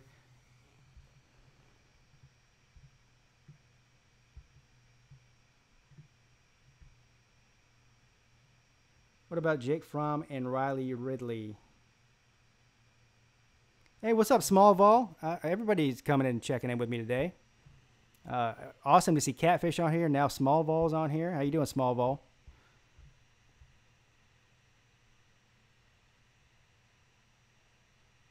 Five-star nurse.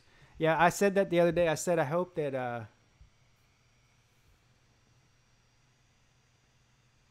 Yeah, my headphones don't cause an echo. It's just this thing is so sensitive.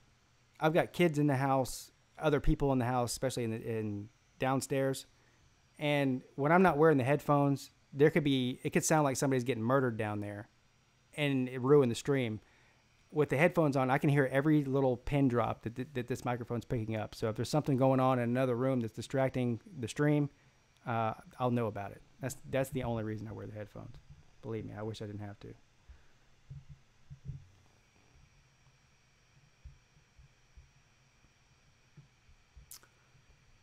You think your wife is watching the game? Yeah, she is watching the game. She's in the next room over from me.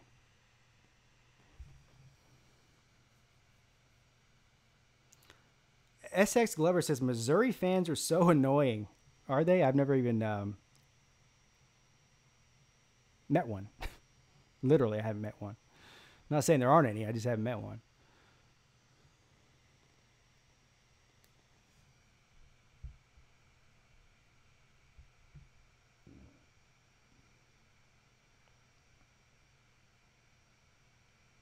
Small Wall says school is kicking his butt right now. Well, just hunker down, sir.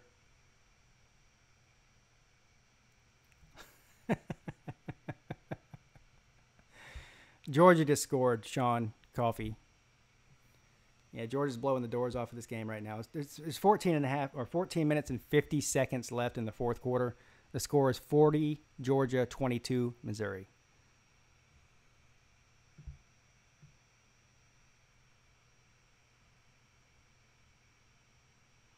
All right, Drew Lock gets the ball.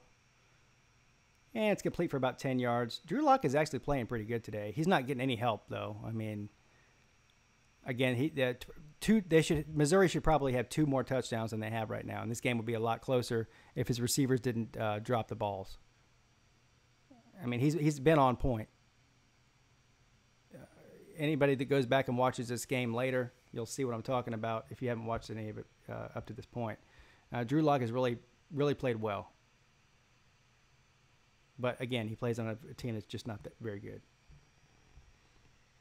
Hey, I'll see you later, buddy. See you later, Catfish. He said he's going to be live after the game tonight. Awesome. I'll be looking forward to it, man. I'll stop in. I'll be looking out for it for sure. The score is 40-22, Georgia, in the fourth quarter. So pretty much game over, barring some sort of miracle.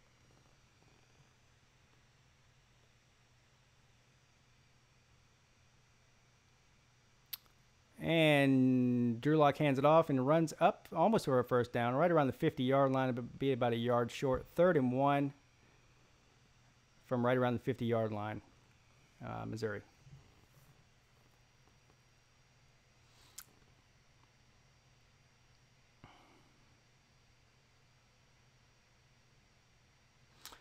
Small Ball, you're talking about my college fantasy? Yeah. I'm 1-2 in fantasy this year. I don't know if you're saying that's not so hot. The first week I was an idiot and forgot to put in Artiga-Whiteside, the receiver for Stanford, and he got 40 fantasy points. And I only lost by like two or 3 points, so and I messed that up for sure. But I don't know. I think my team today should be pretty solid. I haven't looked at it yet though.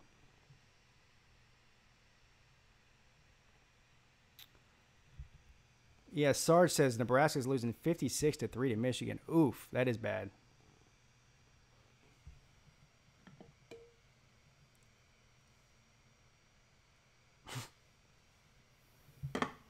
Missouri at this point is just they're playing for a participation trophy, I think. Excuse me for 1 second. I need to go get another beer. I need at least 3 more to deal with this joker in the comment section.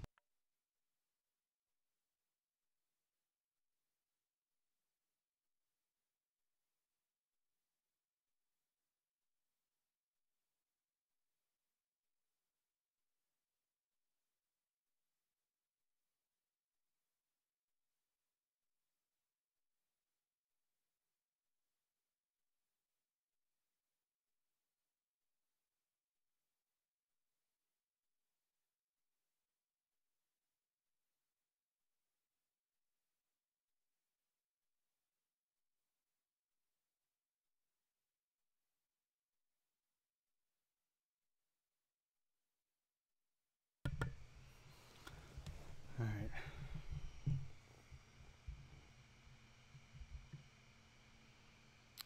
Yeah, Baker Mayfield looked awesome.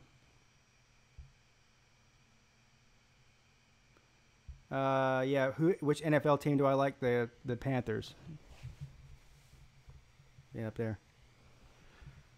I said the whole offseason during the draft, everyone's Baker Mayfield's gonna be Johnny Manziel 2.0. He's too short. He's too this. He's too that. I don't know what people are watching. He was one of the most accurate college quarterbacks I've ever seen in my life.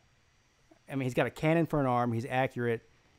He's smart as far as football goes. I mean, I realize the guy's got a sort of a personality that a lot of people don't like. I'm no Baker Mayfield or Oklahoma fan, but I know what I see. I know what my eyeballs tell me when I watch him play in college is that he's a great quarterback. And so for anybody to get, I'm so surprised that Baker Mayfield looks so good. I don't know what you've been watching. I'm not surprised at a single bit. He should have been starting since game 1. Pete, how do you feel about Matt Manchild Ryan plowing over 3 Panthers defenders for a touchdown? Sir, don't call. Are you kidding me? Plowing over? He didn't plow over anybody. The difference in that game was not Matt Ryan. It was the Panthers' defense was absolutely embarrassing.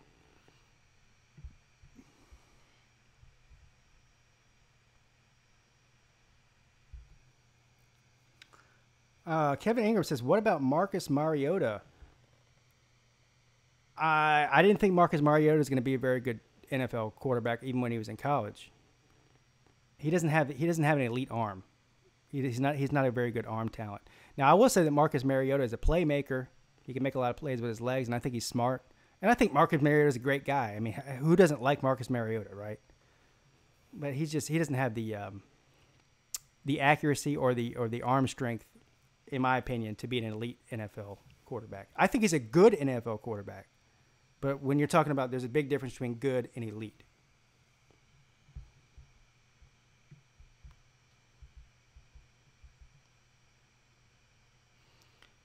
He didn't plow through anybody, Lee Smith. Sorry. Yes, I got the message. The person who's asked me to call him after the stream, I'll do that.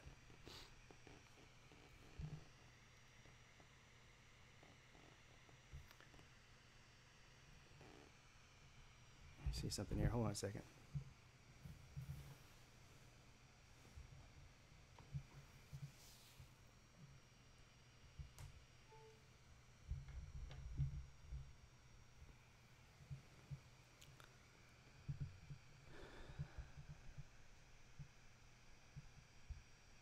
You're getting clowned by a 14-year-old. Okay. I don't know who you're talking about.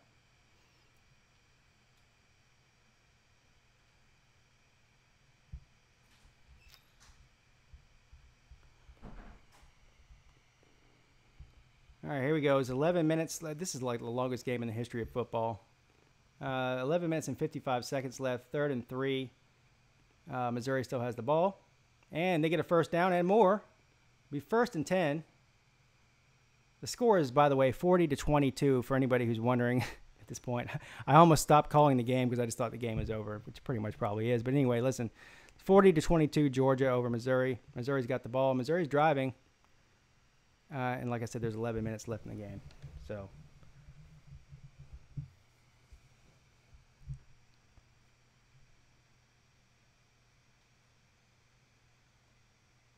we'll see if they can score here. If they can score here, I still don't think that'll be enough, but at least it'll be interesting. In the red zone, 2nd and 2, and Missouri runs the ball and gets the first down. So they will be 1st and 10 from around the 11-yard line. Game's not over, technically. We'll see what happens.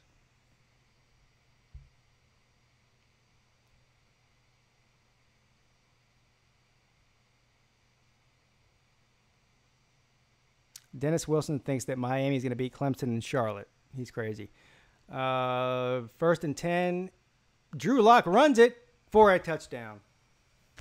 Touchdown, Missouri.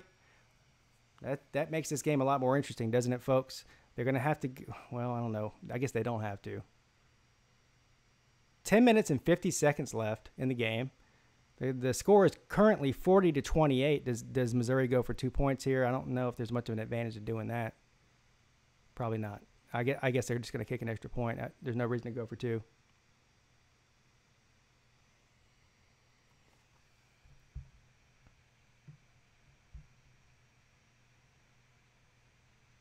Prince 6'1" wants to meet Dennis Wilson's dealer.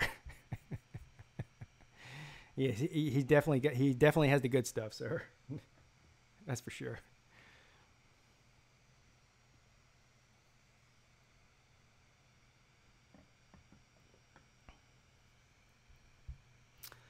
Lee Corso picked Georgia Tech to beat Clemson today. If that's true, then Lee Corso is clearly senile at this point, and it might be time for him to hang it up at College Game Day. Lee Corso doesn't like Clemson, which is fine with me. I really don't care. See you later, Toxic Mixer. Have a good day. Thanks for stopping in and checking in with us. I appreciate that.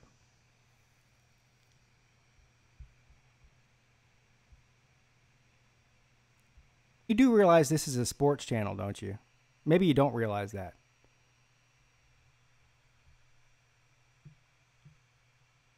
I mean, I realize you're a troll, but you're not even a good troll. You're just annoying and stupid. And that's pretty much all there is to that. All right, here we go. So Missouri kicks it off. So Georgia will take over at the 25-yard line.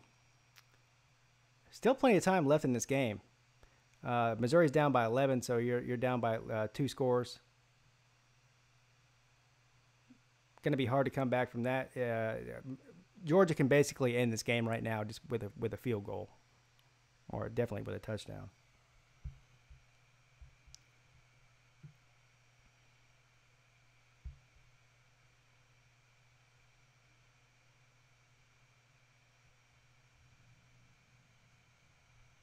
The Purdue wins 30-14. Wow. All right, here we go. 1st and 10, Georgia from the 25-yard line. They still haven't put Fields in. Holyfield runs it, and for a big run, big gain, like a 30-yard gain there. Wow. Just ran over about 4 people. This is the point of the game where I don't know who was in here earlier was saying, you know, in the 4th quarter, Georgia's going to wear down the defensive line for Missouri, because Missouri was really handling that Georgia rush attack very well in the beginning of the game. And whoever said that, you're right. And we all know that's going to happen. I mean, the depth for Georgia is just much better than it is for Missouri. And you're starting to see Georgia pretty much impose their will right now on Missouri. And Georgia gets about a yard on that play. So it's going to be, 2nd down and 8. 9 minutes and 50 seconds left in the 4th quarter. The score is 40-29 Georgia.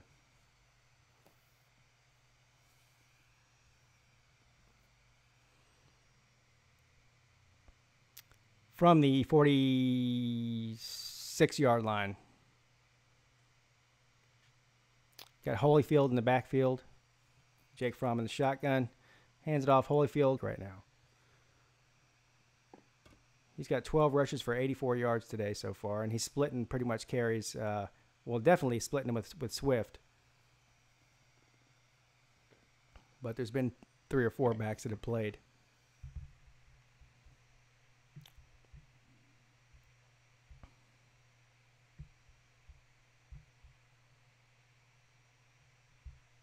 All right, here we go. 1st and 10. And who is that? Oh, Harrion. Harrion picks up about 3. It's going to be 2nd and 7 or so. 8 minutes and 40 seconds left in the game. 2nd and 6, they're saying. And Georgia is winning by 11 points currently, 40-29.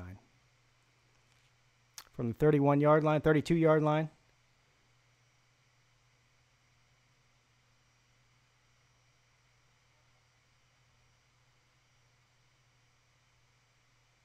From with the quarterback keeper, and he picks up the 1st down, I think. Yes, he does, and more.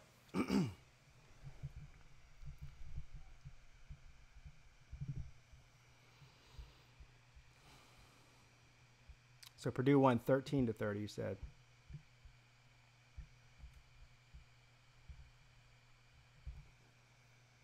Will Georgia win? Yes, they'll win. Falcons Fury is back. He says, has Georgia's offense showed up yet? Yeah, we actually saw a couple of pass plays down the field, too. Yes, the Georgia's offense is playing much better in this 4th quarter than they have the rest of the day. And they hand it off for another, I think.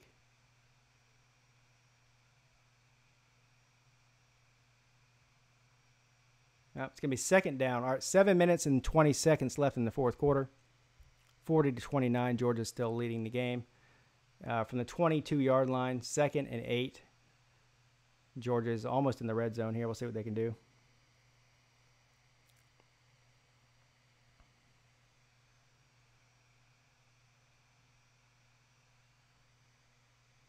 Fromm hands it off.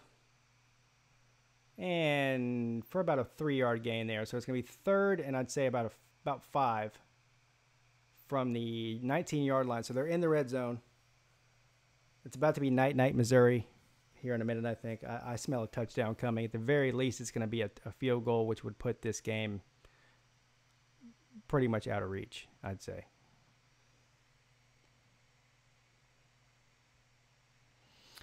Yeah, that's not a great score, Falcons Fury. I mean, if you're a Georgia fan,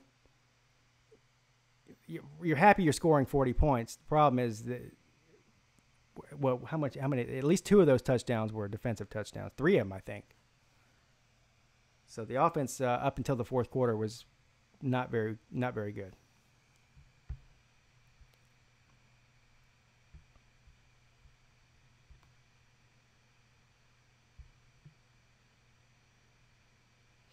Yeah, Prince 6'1" says, "What was wrong with Boston College? They look terrible." I don't know, man. Obviously I didn't see it. I've been doing this game. I did record it though, I think. Yeah, I recorded it. I'm gonna have to go back and watch it. My guess is that AJ Dillon. I don't know. I don't know if he didn't play well or what. He's really all they got. Missouri blocks the field goal. Now, that is huge. Georgia's still going to win the game, most likely, okay? But 6 minutes and 8 seconds left in the game. It's an 11-point game. Missouri's going to take over the ball now. I almost wanted Georgia to make that just so I could call this a game here. I'm not going to go anywhere until this thing's over, though, or until I get kicked off of YouTube. I got 30 minutes left before YouTube kicks me off. I'm only allowed to stream for 4 hours.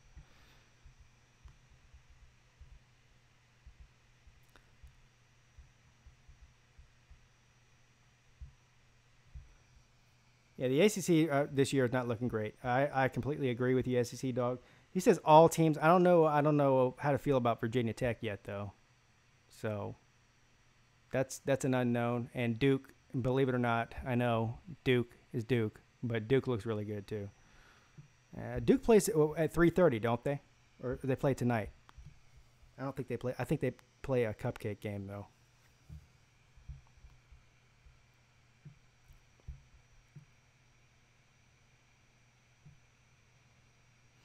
The ACC is overrated. Clemson will get worked in the playoffs. Well, Clemson's been in the playoff 3 years in a row, and the only team in those 3 years that Clemson has lost to is Alabama. Okay, good for you, sir.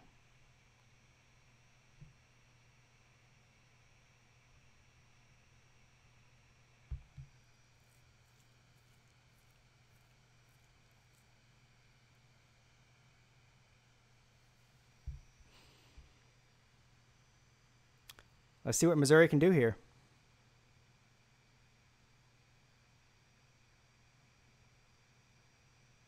A Pac fan says, all right, let me explain what happened to Boston College. Couldn't get stops when they needed to. A.J. Dillon got shut down, and their quarterback threw 4 interceptions. Well, that'll do it.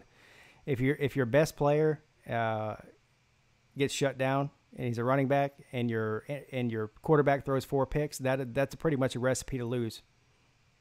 So that explains it. You're right, sir.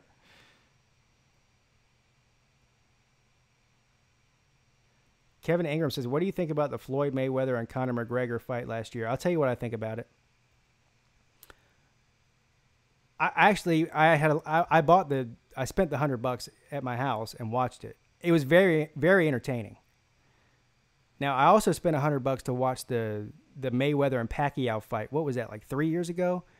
And that was the worst professional fight I've ever seen in my life. So for that reason, they've announced now that Floyd Mayweather and Pacquiao are supposed to fight again at the end of this year. I'm not buying it. I mean, I'm not paying for it. I'll watch it if somebody else wants to pay for it. I'm not paying for it. Watch 2 old men boxing in a boxing ring. But the McGregor fight was fun to watch. It was, entertaining. I don't know about, as far as how good the fight was. It was entertaining, though.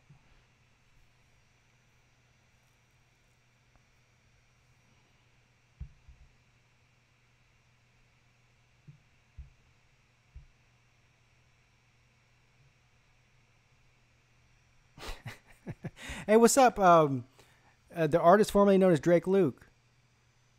Hey, I apologize. I'm not apologizing to you because I can't help it. But my plan was tonight to do the Stanford and Oregon game. I can't do it, so that's why I'm doing this one instead. Change of plan, sir. So, anyway, I was looking forward to doing Oregon and Stanford because I haven't done a Pac-12 game this year. I've done several SEC games and an ACC game, and so I don't know from here on out. I'm trying to think of when the next big Pac-12 game is. I'm sure Oregon and Washington will be a big one, but that doesn't matter. It also matters what else is going on in that day as far as college football goes. So I hope I didn't miss the boat and miss the premier Pac-12 game to do a live play-by-play on. But I think Oregon's going to win the game tonight. But I'll be watching it for sure to see how Justin Herbert looks, and also to see how Bryce Love looks and the rest of those guys. All right, here we go. 1st and 10, Missouri from the 32-yard line. Drew Lock back to pass, and the pass is blocked, batted down at the line of scrimmage there. So it'll be 2nd and 10. So here's what we got going on here, guys. We're coming down to the stretch. It's 40-29. Georgia is leading Missouri by 11 points. 5 minutes and 46 seconds left. Missouri has the ball. They just blocked a field goal from Georgia. Missouri has the ball at their own 32-yard line. Let's see if they can try to attempt to make a comeback here. Drew Lock in the shotgun. He's got 4 wide receivers. Back to pass. And he completes it to his left for about 8 yards. It's going to be 3rd and short.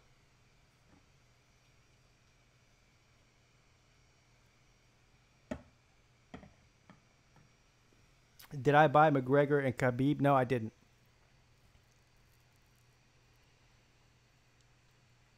Prince says, just go to the bar and watch it for free. They charge you for that stuff. They charge you like $40, dude, or $35 when they show those UFC fights or big boxing matches on pay-per-view. That's not free. All right, here you go. 3rd and 3 from the 40, intercepted, but doesn't matter. It was batted down. 4th and 3. What will Missouri do here? I mean, if they punt the ball, they've got no shot. I mean, why not go for it? What have you got to lose, really? And it looks like they are going to go for it. The score is 40-29. Georgia. All right, here we go. 4th and 3, Missouri. Trying to keep this alive. If they don't convert here, the game is over for all intents and purposes. And Drew Lock is back. He throws it complete. I don't know if it's a first down or not. Let's see where they spot it. I think it's short. It looks short. Yeah. That's going to be Georgia ball, I think. I think he's about a half a yard short there. Now here's the angle to look at, because the other angle I couldn't see. Yeah, damn, that's close. I don't know. I don't think he got it, though. I don't know. I don't know. I can't tell. Let's see what they say. They're bringing out the markers to change to see.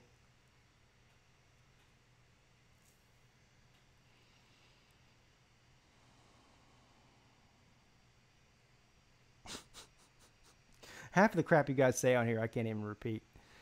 Or I can, but I'm not going to. All right.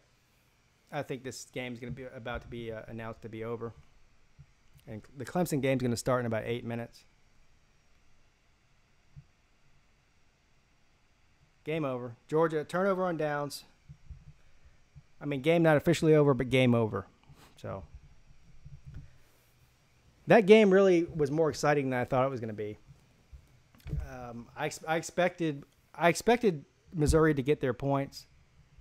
I didn't expect Missouri to turn the ball over so much, especially in the first half, and just pretty much give the game away. If you're a Georgia fan, yes, you're happy you won 40-29.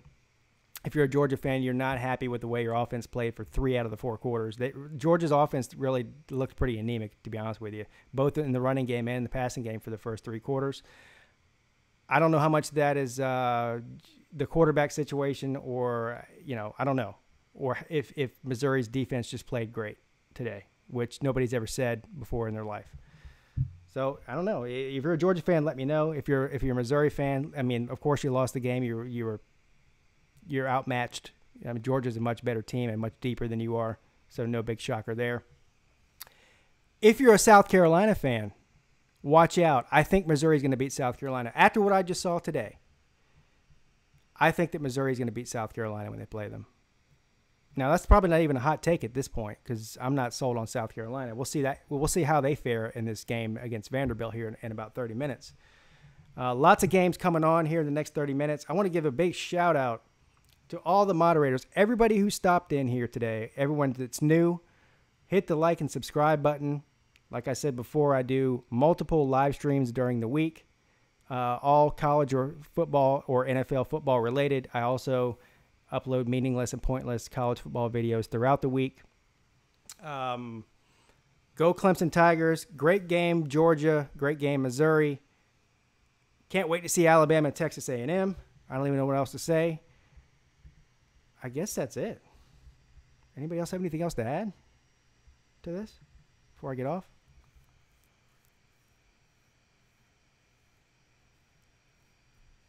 I guess that's it. So, listen, I'll see you guys later. Depending on what happens in some of these football games, I may actually go live just for, like on my phone. Only if something crazy happens is when I do that. So, if A&M beat Alabama, which I don't think is going to happen, if something like that happened, I might go live later for a couple of minutes just to talk. But other than that, everyone have a great day. Again, thanks to everybody who's checked in. Thanks to all the moderators. And thanks for everybody who's participating and commenting and sharing and the whole 9 yards. Have a great day. Pigskin Pete, checking out.